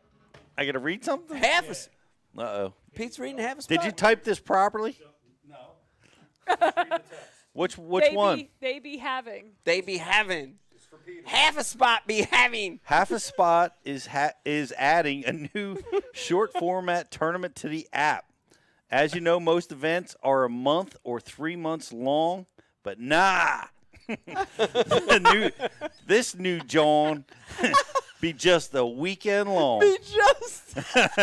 Hi, call it Bass and Bash.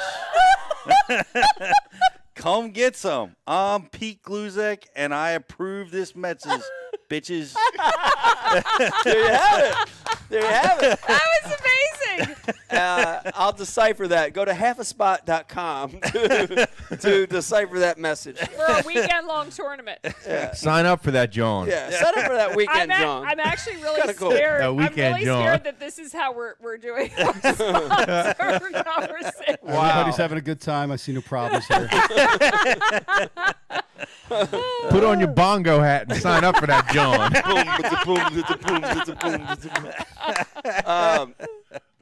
All right. Also, Riz. Said John. John. Pete said John. That made me uncomfortable. You know what I mean? We also had. I felt comfortable. You did? Good. I was dialed. Well, what was the thing Eric always made Pete say when Eric was here? Lit. It was some lit fire. Pete was comfortable and lit fire on that John. Thank you for throwing me under the bus. Yeah, that was good. Also, we had tonight an amazing. We do this every show, so it is amazing though. We had the like and share contest over on Facebook for the Ike Live gift bag. World famous Pete called it 22.6 pounds. And Riz, we're going to draw a winner for the Facebook like and share tonight. That's right. Okay. Going to send that through the randomizer. All right, send through the randomizer. Wow, did you see that sliding motion? Was unreal. Wow. The randomizer has produced an answer. And tonight's Facebook like and share winner of the Ike Live show is Corey Cornell. Congratulations, Corey Cornell, who also went to Cornell University. Smart guy. Corey Cornell, we really hope you get your prize. We do hope you get it. Don't blame me anymore. No promises. Yeah, no promises. Do we have Corey Cornell's information? Well, not yet. I didn't want to give up the surprise, so I'm going to ask for it now. Jake, I hope you're taking notes. Yeah. Information's good. What a great show. I'm going to end with the announcement, but first of all, I want to say. Will you please admit that you were really crabby about I was not crabby. knowing? Why not? Yeah, I was. a little crabby. Let's I talk didn't about know. that, Beck. Let's go deep. No, I didn't know. I didn't know who was on. I mean, Let's do a I'd like to seminar have on that. even a little clue. Yeah, here's the thing Who though. was on. They were supposed to come to you with the content. Yeah. You dominated them. I did. I was messaging John. Yo, come on, flip this back, flip it back, take it back, John. He's like, I'm gonna try. You know what I mean? I'm gonna try. Reverse. Then he threw it back on me. I throw it on everybody. Well, that's what happens. You panic and you throw it at Becky. You throw it at Pete. Throw it at everybody. It Right. worked. I find it humorous that they call me the intimidating one. Yeah. Well, I had a lot of good stories too. I could have told. I mean, I can remember. I remember one. We were at the Mississippi River with John Cruz and Ish, and something happened. Something happened the first day, and I was so fucking pissed off when I came back. And there was this house, and a lot of the houses we stay at, they're kind of like, I would call them borderline hoarderish. So there's stuff laying around. And the room I was staying at, I was so pissed off. There was a doll. There was a full-on baby doll laying on the floor. And I was so pissed off. I was like, fuck, whatever happened. I can't even remember what happened. But I kicked the baby doll, and it went straight through the fucking window. What's wrong with you, Like man? some out of a horror movie. I don't know, but I kicked the baby doll, it went straight through the window. That was a good story. Broken I'm glass? surprised. Yeah, broken glass. Did the head stay on it? I don't remember. I think the doll was intact, but the window was cracked. So I eventually had to, I had to pay for that and all that. But Wasn't Freddie at that Oneida house where like the lawn got messed up because it rained and you guys all had to park on the lawn? It was the burnouts. little old German lady who was yeah. like so mad. Yeah. That was interesting. But it's also that's the same house where we were there for an open with Brian Brooks, and then who's Brian's buddy that smokes all the weed from Mount Ephraim? He was there. This was Super awesome, amazing, ridiculous Jim. Who? No? Was it Jim? No. Can't remember the guy's name, but they had a party at the house after an open. This is even before we met. But somebody got so drunk they threw up behind the couch and didn't tell the little German lady. So that it came back to whoever rented the house. Frau Like, Flicker. hey, there was throw up behind the couch. Who threw up behind the couch? There's too many stories to I wonder how many housing deposits you have been responsible for. Yeah, I know. Who threw up in the limo, in the cup holder in the limo? That was Pete. That was Pete's bachelor party, wasn't it? Me? Yeah. I wasn't there. Don't look at me. Yeah, at your bachelor party. Shelley says I have never thrown up. At your bachelor party. She probably wasn't there. We actually had a limo bus. I don't know if I you remember. Yeah. And someone threw up in the speaker. Which was a really there were like unique place. Speaker boxes. Yeah. And the one speaker where the subwoofer You was sure at. it wasn't McGraw? Maybe it was John. I don't remember. Oh, Junior was there. Maybe it was Junior. I I don't remember. He was probably young. Junior. Junior was probably the youngest. So I'm going to blame it on Junior. Yeah, let's go with that. Even if it wasn't him. No. I don't know. There's a lot of We need to. Well, the show's gone long, but I want to hear stories. I want to hear stories about Cruz and Ish, and Freddie and me. Oh yeah. I want to hear I want to hear your stories. There's some good ones. Well, Freddie was wild. There's When gotta be back when some. he was young and single. Yeah. Freddie was Oh. wild. Freddie Freddie's dances wild. when there's not even music on. Oh yeah. I think Cruz At the told me Classic that 2 years ago, there's no music and Freddie's still dancing, just rocking a move. every time Freddie gets drunk, he falls in water. That's could be. Could be. He's always happy. Yes. Freddie is always happy, man. And I love that about him. How is it that Happy Fred, in his career, finds 2 dead bodies floating in tournaments? Right? I didn't Two, know that. not one, but 2. What? 2 Got times. a body count. Wow. Where? Okay. Finds. One was in the Detroit River. I don't Makes know where sense. the other I one don't remember was. where the other one was. No. One was the Detroit River, but that's interesting. Huh. I remember that I had to clean up all the trash at our Thousand Islands house 25 years ago. Oh, yeah. When it piled up? Oh, yeah. The trash, it was funny because John said that, Ish cooks, I clean, Mike eats. and that was very similar to our house because we had a trash can like the one right over there and it got filled up. Nobody took the trash out. No. So They put it on top. Started Hey, Pete, and then nothing stack. has changed this many years later. The 30% of the kitchen was trash. Was just like, paper plates, cups. It just started to pile up, and we were like the last person that has to leave. I forget who it was, but I drew the straw. It took me a day. I remember that. To clean the trash up out of the corner. I remember drawing straws for that. Jeff Hippert was there. Jeff Hippert was there. Joe Sancho was there. This is an old one. I remember that. Sully was there. I mean, half the kitchen was trash. Oh yeah. Dude, Sully could have drawn the shortest straw, and he just would have still left. Yeah, Right? he'd be like, dude, you clean it up. Yeah, Dude, nah. Yeah, Nah, dude. dude, you clean it. All right, what time is it? All right, so I'm gonna let's make this announcement real quick, and then we'll do a little Unboxing. Nah, we doing an unboxing? Oh, I don't know. No, you want to? Yo, if it's got similar stuff that my box, let's do it real quick. Oh, okay. Yeah. All right, well, let's do an The unboxing. red one? Let's start with Oh, that. I didn't get the red one. Oh, Which one did you get? What's the red one? well, this is the elite box. This is the elite box. I really like this The box a lot. goodness. And this one, let me verify that. Look at that, Jake. See that? The seal is still there. So this is actually a new box. And here's the sound right here. Let me see if I can get it to you. Ready? You hear that? I heard it. Man, that's the best sound in the world right there. All right, you know how this goes. I'm going to pick one bait. I'm going to grab this, and I want to pass it over. And you pick something that you like and pass it over to Pete, and we'll go all around. Give it to Jake and Rizzo and Brian the Carpenter. Wow.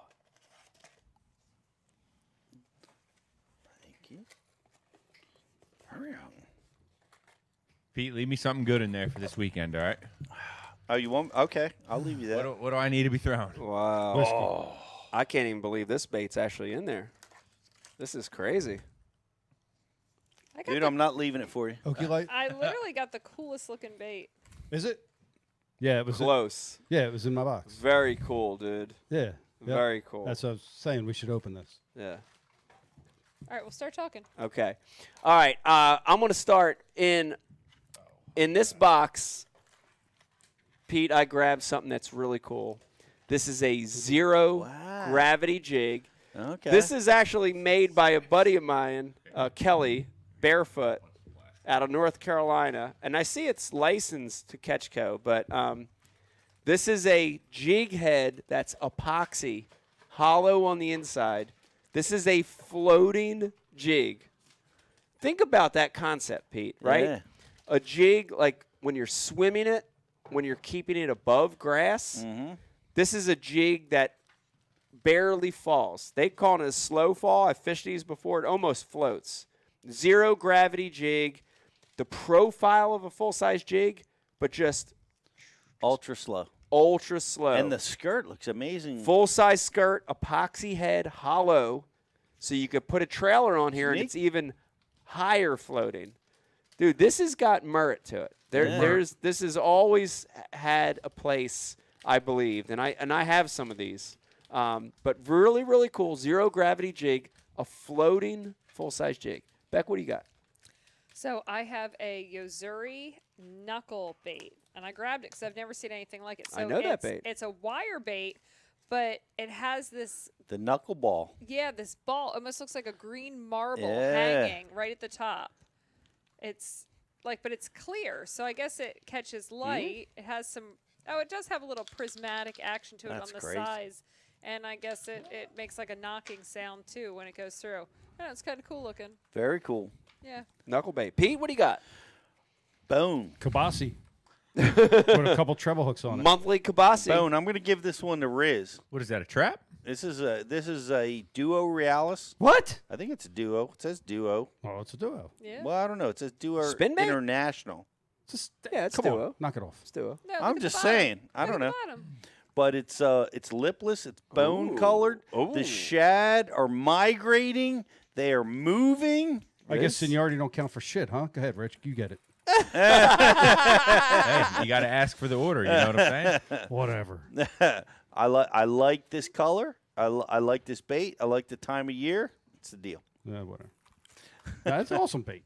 Shit. All right. I was supposed to have it. So I got Pete, and it's I think it'll be a good one too. Here, it's a Excite Baits XB1. It's a square bill, but what's unique about it is that it has a weight transfer system, and I'm going to hold it up to the mic here, and I'm going to let you hear the knock this bait has in it. Ooh. Wow! I mean, it's a single big one knocker in there. Baby rattle. That I'm just telling you right now, you could throw this thing a country mile, and it's knocking the whole way. We're dealing with dirty water here. That's what I'm going with. That sounds good. That sounds good. Jake, what do you got? You gotta speak into the microphone, Jake. COVID. Yo, chode. Eagles. Eagles. So I'm going deep. I got a Vexen Deep Thud 12-foot. Ooh. Sexy shad. Ooh. I like that one. Look at the bill on that Vexen's thing. isn't that a Florida company? Something like that. Huh. Yeah. Looks like it. crank So it. while Rich is in cranking the shallows, I'm going to be on the back of his boat fishing 12 feet of water. Yeah. Facing the other way. Attaboy. That's where all them shad are. You know what they say about big fish, Pete? Deeper or thicker? Deeper, thicker. That was about the fish. Deeper or thicker? Yeah. Sandwiches. Yeah. And sandwiches. Brian the Carpenter, last but not least, what do you got? I got everything everybody else didn't want. Eagles. I got all. keep going. I So got whiny. Yo, Chode. Don't be ish. What do you got, Chode? I got You can't stay in our house. I got all It's the all soft positivity. plastics.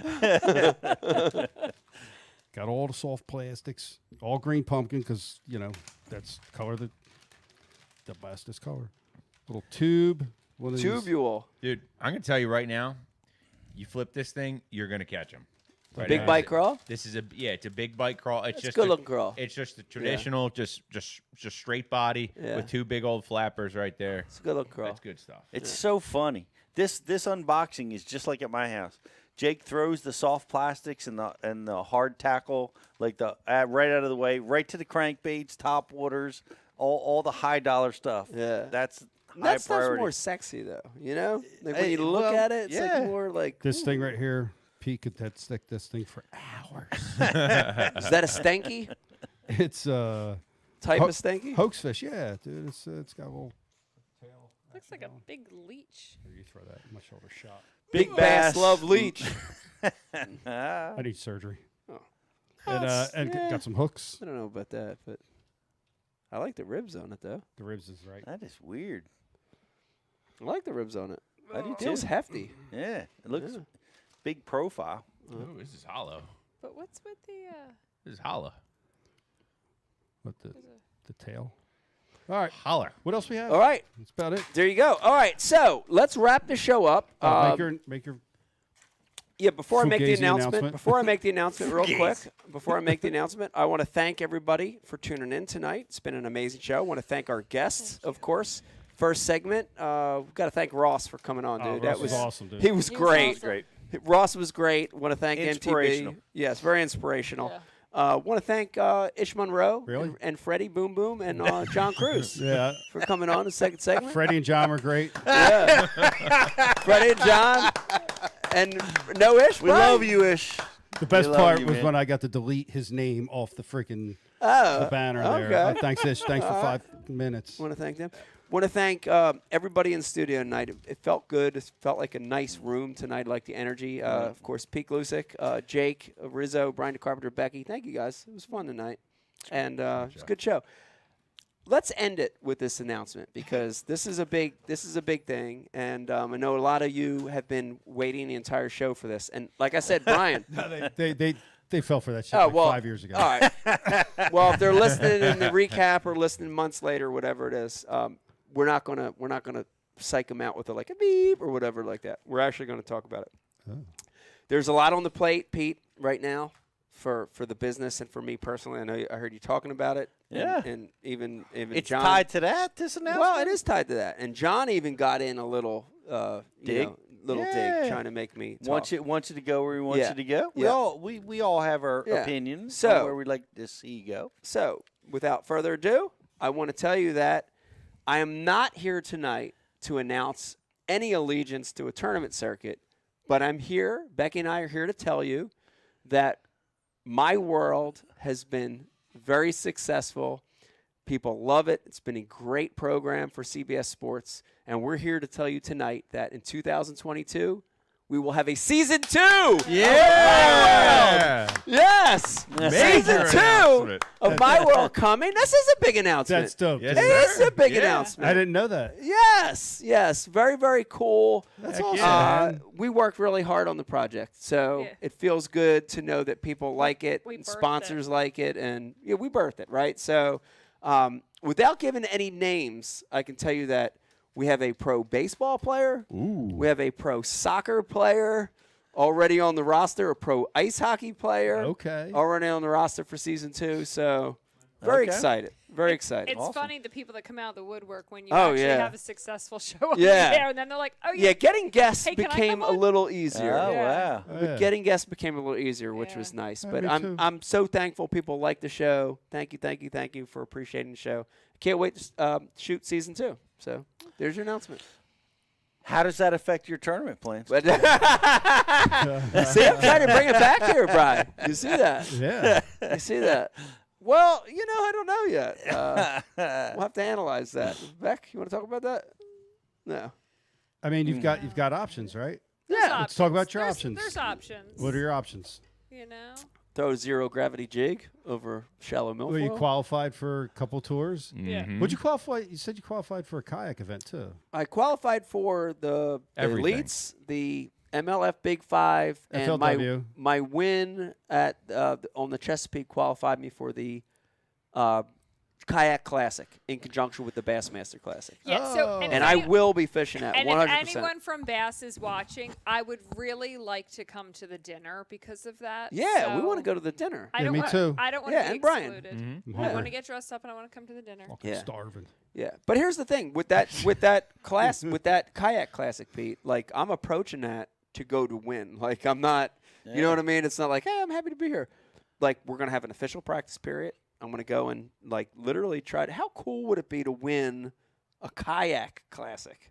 You know what I mean? On that stage, in that venue. So will there be an off nice limits addition. for that? Like you can only practice during the Yes. practice days, so like dudes won't be able to go for 2 months. And That's practice. right. Okay. There is going to Good. be an off Good. limits, and they haven't officially even announced where it's going to be. Mm-hmm. So because it's in conjunction with the Classic at Hartwell, Mm-hmm.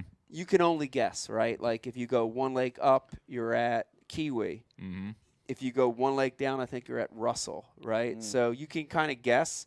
My guess is Kiwi. I'm going to guess it's on Lake Kiwi, but you know, Crystal clear. yep, a lot of spots, crystal Yeah. clear, deep water. You know, it's going to be an interesting tournament, but looking forward to fishing it. You know, That's wild, dude. yeah. Yeah. Looking And forward to fishing touch it. on everyone's question Yeah. of the hour and what you're going to do, just so everyone knows, there's a lot of thought going into it. It's been a nice last 2 years taking been awesome. on different projects, and our goal has been nice. always been to grow the sport of fishing, and people know that through the foundation and everything, but this show was also another avenue to try to get more people into the sport of fishing.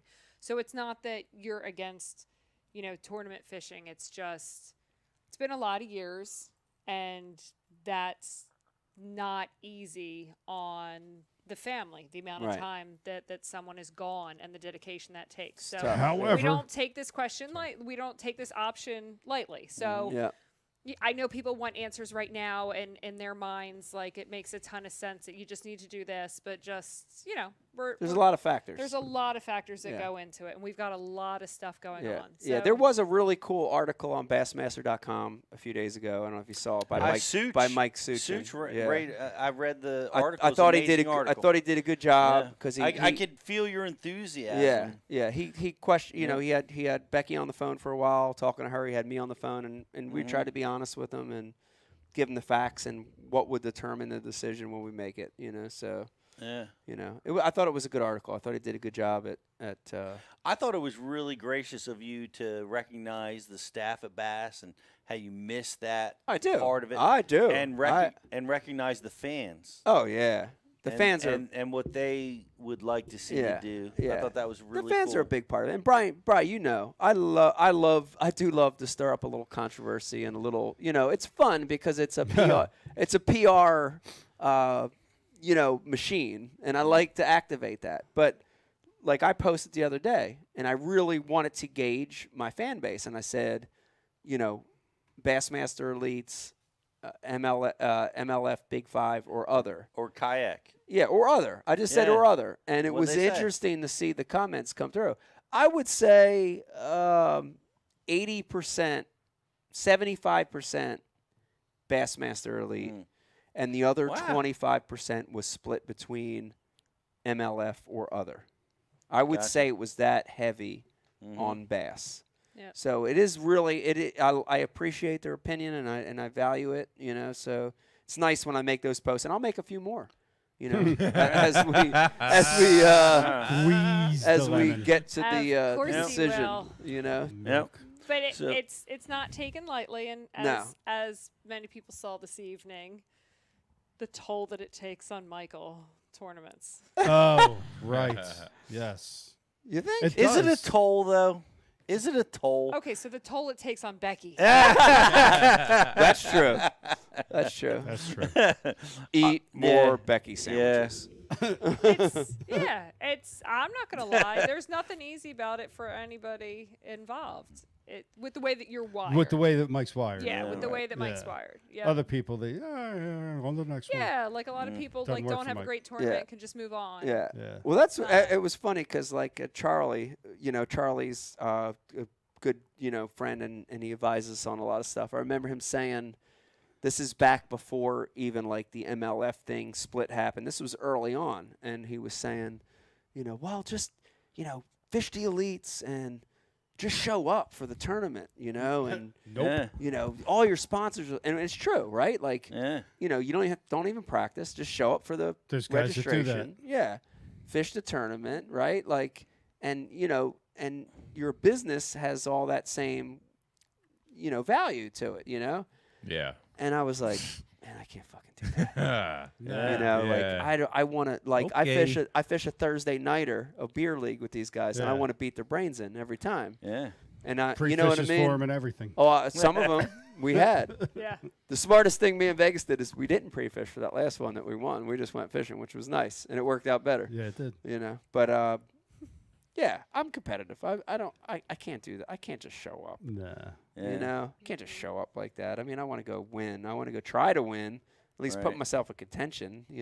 Sure. And you got guys that are spending a month at a place plus the 3 official days of practice. It's already hard enough to compete with that. Yeah. I at least need the 3 days of practice. Yep.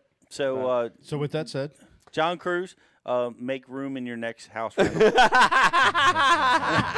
But there should be the ability. The thing that we don't have in this sport, though, really is that ability to, say, retire from the tournament side and have other outlets to have all that exposure that's equal to what you had before, and have a lot of the sponsors understand that value and follow that's a with problem. you. That's a problem. Yeah. You know. But Well, you're a leader. You guys both are a leader in that field, though. I mean, it's kind of exhausting having to be the leader. Somebody else Well- want to retire too? Well, what? Come on, let me- Kevin. all right, Clyde all right. retire. Clyde won't retire. Let me Look at him ask. hanging on Let me now. ask you this. God I got to love him. know this. I got to know this answer. It's all done, right? You're done.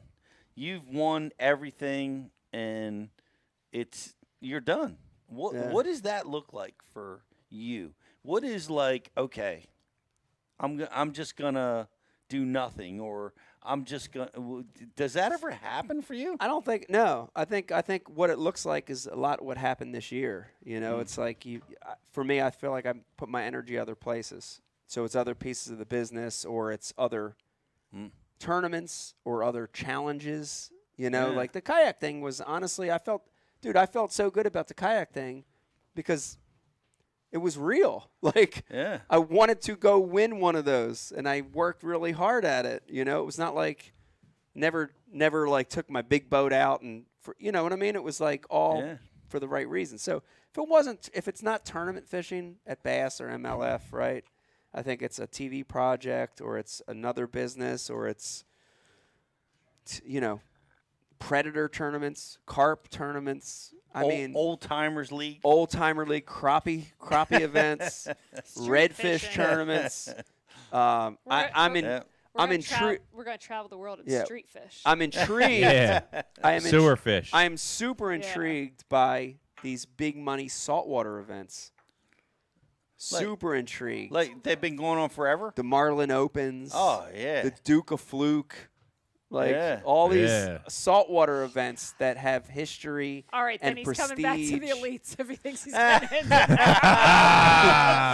I said Duke of Fluke, and you changed your tone right there. The entry fees for those are like $1 million. I know, they're insane. Well, not Duke of Crazy. Fluke, but for the Marlin tournaments. Big entry fees. But, Dude, listen. let's go to Florida. Come on. I think we have Saltwater. enough people watching and listening that Here's what I think. Does anyone out there know anyone casting for Dancing with the Stars? Diane Katz. Dina Katz. For you or Mike? No, for Mike. Charles actually called her the other day. I was like, I tracked down who the person is, and he was like, I'll just call. Mike, the Wawa Hoagie lady says just start shark fishing. I would like to do that. I would like to do that. She could probably put you on some I'm sharks, sure too. she could. I'm sure she could. I hope she takes me one day. I would like that. But if we happen to be fishing together and she catches a stingray, I don't want any parts of that stingray. You know what I mean? Just let Brian handle that. Yeah, I'll let Brian handle the stingray. Yeah, yeah. This is a good moment. What a great show tonight. I hope you enjoyed it. Jake, did we get any nicknames for Jake, by the way, tonight? Jake from State Farm? Nothing? Jake from Bass Farm. Jake Was from the only- Bass Farm. The one that came through. That's a good one. I like that. Jake from Bass Farm. That's a good. That's a good name. Thank you, Jake, for sitting in on this one. Pete's always. Thank you. They're not always this long. And more. They're not always this long. They're always. They're not always this long. I They're appreciate usually longer. sitting in.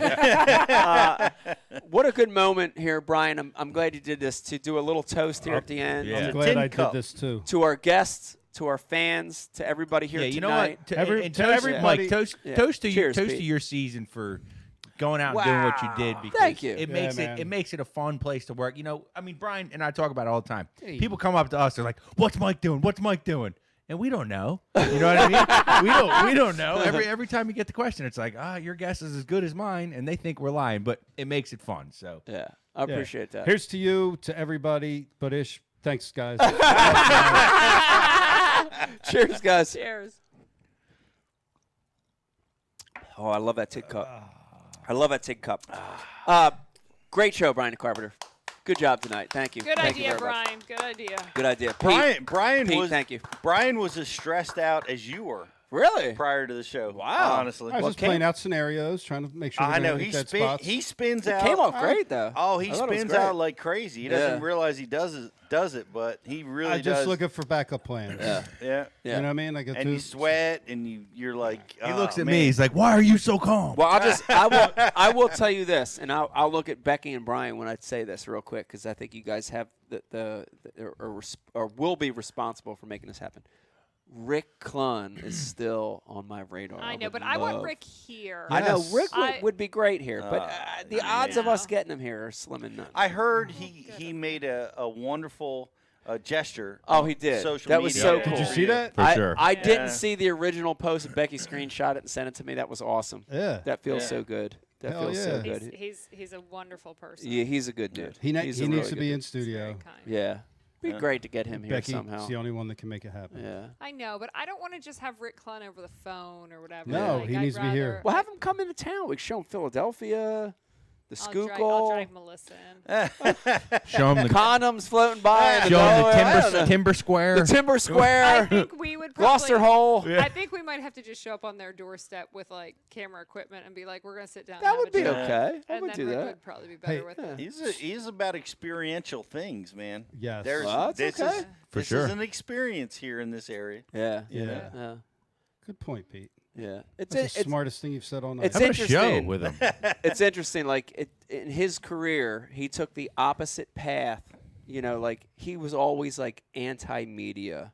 Didn't want the camera. Didn't want the exposure. You Yeah. know, and when you look at the greatest anglers of all time, he's always in the. He's one or two, Always. or Yeah. you know, it's Yes, just but it's he's cool. embraced social media more recently. Well, and he I has love more his recently. posts. He has. I love his. I think posts. Melissa had a lot to do with that, though. Yeah. I don't want to call. I don't want to. Well, you know. Yeah. His Well, thoughts. Rick's style. I mean, like he's not that kind of crazy outgoing. Like so the media never catered to that. Yeah. You know, but today people get to decide what they like. Yeah. You know. Right. So just putting Rick out there, people, you know, like Melissa's doing, you know, and Yeah. and they're doing together. It's allowing people to see Rick Clunn in a way that he's never ever been seen before. Yeah, that's you true. Because Yeah. he was under the, you know, what's going to get published in the magazine, you know, or Right. what's going to go in Bass Times, you know. Yeah. But now, you know, people are relating to him in a different way. Yeah. It's awesome. It's very cool. I think Yeah. so. It's very cool. I'm so glad his picture's right there. I can look at him every time we're talking There about he him. is. We're only 15 minutes Head of short of Clunn. 2 hours or 4 hours. So Is that it? Oh, my well, let's God. go for 4. keep going, Pete. I got 5 more stories. Thanks We'll for save them for coming next out. time. Thanks for coming out. All right. everybody. It's been a great show. Thank you, It guys. has. Yeah, Fun Brian, you one. got something else? When are you going to The elites? It continues to the very end. I can't end the fucking show. The Open. Without the pressure here. The U.S. Open. Yeah, Dude, so I can't believe you're going without me. I'm so well, upset. come. There's still room. It's 2 weeks away. I didn't Did know. you really Who get your cares? boat completely squared away from the condition I saw it on Tuesday? It is at the shop right now, and it has a deadline. Alex has a deadline on it. Shout out to Spring Garden Marina. It's in bad shape. No. I mean, like your tackle. I The know tackle? I Oh, know yeah. the boat's in bad shape, but the tackle situation. It took me 3 days. It took me 3 days. Because not when I 3 saw full you on days. Tuesday, Yeah. I was like, yeah. damn, Took me son. 3 days. What, Took me. what do you mean? I would what say happened? it was a disaster. He It had was a 70. disaster. There were 75 rods. Every single piece of tackle. Well, I that he went- owns was coming all back on the from deck of the Thousand boat. Islands? I went from Thousand Islands to Potomac, and I had 2 separate rods for each. And so I destroyed Thousand Islands equipment, threw it in the shop, went to Potomac, destroyed Potomac equipment, threw it in the boat. Then I combined all that and laid it out on the deck, and I was like, I'm Throw screwed. a match on it. Yeah, I'm screwed. Wow. Yeah, and then you're preparing for a tournament Yeah. in a place you've never been, Yeah. right? So I'm like rigging based on general research. I've and- been there. Well, tell me about it. It's another story. PTC. Go Yeah, with but it. the rig has to go straight from there to pick. Right, and that's the other thing. So, So when it's at Spring Garden now. It's at Spring Garden now. The boat's at Spring Garden now. But when out I to Alex. prepared, I had to do 2 sets of tackle again and fit it all on the boat. So I had to prepare for Meade and then Pickwick. Some of it was a crossover, but some of it was different, and I had to have it all ready. Oh, man, my head is spinning. I had to have 2 chips. too much. I have to have a West Coast chip. I have to have a Southern chip. Right? You have to have 2 mindsets. You guys It's are crazy. taking. You guys are taking the camper. Somebody's taking the truck and boat to. No camper, just truck and boat. We have a driver going out to Lake Mead, meeting us in Vegas. Right. And then we have a driver when that event's done, taking it from Lake Mead to Gunnersville for our half a spot event, and then from Gunnersville immediately straight to Pickwick to begin practice there for the Toyota Series. So it's going to be a very hectic couple weeks. Oh my God. October is going to be shot. Yeah. Oh my But don't worry, we're going to Vegas and we're getting hitched. We are getting hitched. Elvis is By going to hitch Elvis. us. By Elvis. Yep, I got my Marilyn Monroe. Yeah, the wig. old Elvis. What? The old Elvis. That's so cool. Yeah, I have an Under the Elvis wig. Vegas sign, That's very yeah. exciting. I did a baby powder blue tuxedo for my outfit. Oh, so when you're out there for the Open, Powder Blues. do you have any open time to do a show? I have. Where you zoom in. I have. So I have. I already have guests that want to do it with you. Really? Yeah. In fact, he's like, I got to make sandwiches. Yeah. We got. Well, when. I'm leaving. Well, I'm getting married and leaving. Yeah. So official practice starts Tuesday, Wednesday. So I have Tuesday off, Wednesday, right. and then I have official practices Wednesday, Thursday, Friday, Saturday, Sunday off, Monday Sunday's tournament, off for registration, and the Monday starts tournament. Monday. Yeah, so I do have Sunday. I have Tuesday and Sunday off. I think I think we should all go out as co-anglers. You should. In It's that shared tournament. weight. All right, You let's should go. come out. Just Mike go. has a houseboat. I have a houseboat. What? Dude, come out. Who did the and hang houseboat out. What are the dates of this? Because I thought Ish 2 was going to weeks. fish it, so I got a houseboat for the 2 of them, but Ish isn't. Dude, So I have a 30 houseboat. Is Come it the out. weekend yourself. Is it the weekend Yeah. of October 1st? Did you have a No, house? it's No. the weekend after. Oh, I'm available. Come on, You have Pete, a let's go. houseboat by yourself? I have a houseboat by myself. I wouldn't fit. I Wait, would cast wait. a line. Wait a minute. I know. Let there I be know. ice. It's tempting, but I can't do it. Wait Yeah. a minute. Ish didn't follow through on what he said he was going to do. Oh, boy. Surprising. Love you, Ish. Come on. Big fan. He'll never watch. He'll never know we blasted him all night long. It's just got bigger problems than all I this. love He's got that, man. seals sinking his boat. So this right? is small potatoes. Those seals get on the boat. Did I you seen hear that. this? No, I seen it before. Oh, on it other happened to boats. Ish. Yeah. Wow. What's the name of the Wally the Walrus? Yeah, or Wally something? the Walrus sunk Ish's Literally boat. sunk his saltwater boat. Oh my God. Yeah, This is a true story. it is a true story. Let's keep going. So a giant walrus. They Sea climb. otter. They go on the Seal. boats. Wait, to wait. the So a sun. giant walrus of fate Yeah, attacked Climb- Ish's boat? right. Yeah, because those Ish- sea otters are huge. well, Ish's boat sunk, and when they pulled it up from the bottom, they couldn't. This seal attacked it. Well, Said, they no. couldn't figure it out You need because Bass boat? saltwater boat. Saltwater. Okay. All right. with giant boat, like 30 plus footer with, twin or tri Yamahas on the back. They couldn't figure out why it sunk. Bilges working, plugs in. They pull it out from the bottom of the sea. Drain Bottom it. of the sea. Drain like it. 1,000 feet down. They 1,000 fathoms. They refloat it. Yeah. Everything's good. The only plausible explanation is seals, walrus, hopped on the back, and they're so fucking heavy that they get on the back of the boat and it just plunges it down to the bottom of the ocean. Yeah, like Holy Google crap. it. I'm like, Ish, for crying out loud, everyone has a camera now. Everyone does. Ring. Everybody's got a Ring on their freaking house. This marina doesn't have a camera? No cameras. So no one really knows. Wow. But they're assuming. But I guess it was like 6 others in the marina, and they saw Wally the Walrus. I bet it was Dean Rojas. It may have been Dean Rojas. Yeah. But can we stop for 1 second? Like, it may have been Cliff. who else's Poche. saltwater boat would be sunk? Only Keith Ish. Poche. Only Ish's boat would be sunk. I know.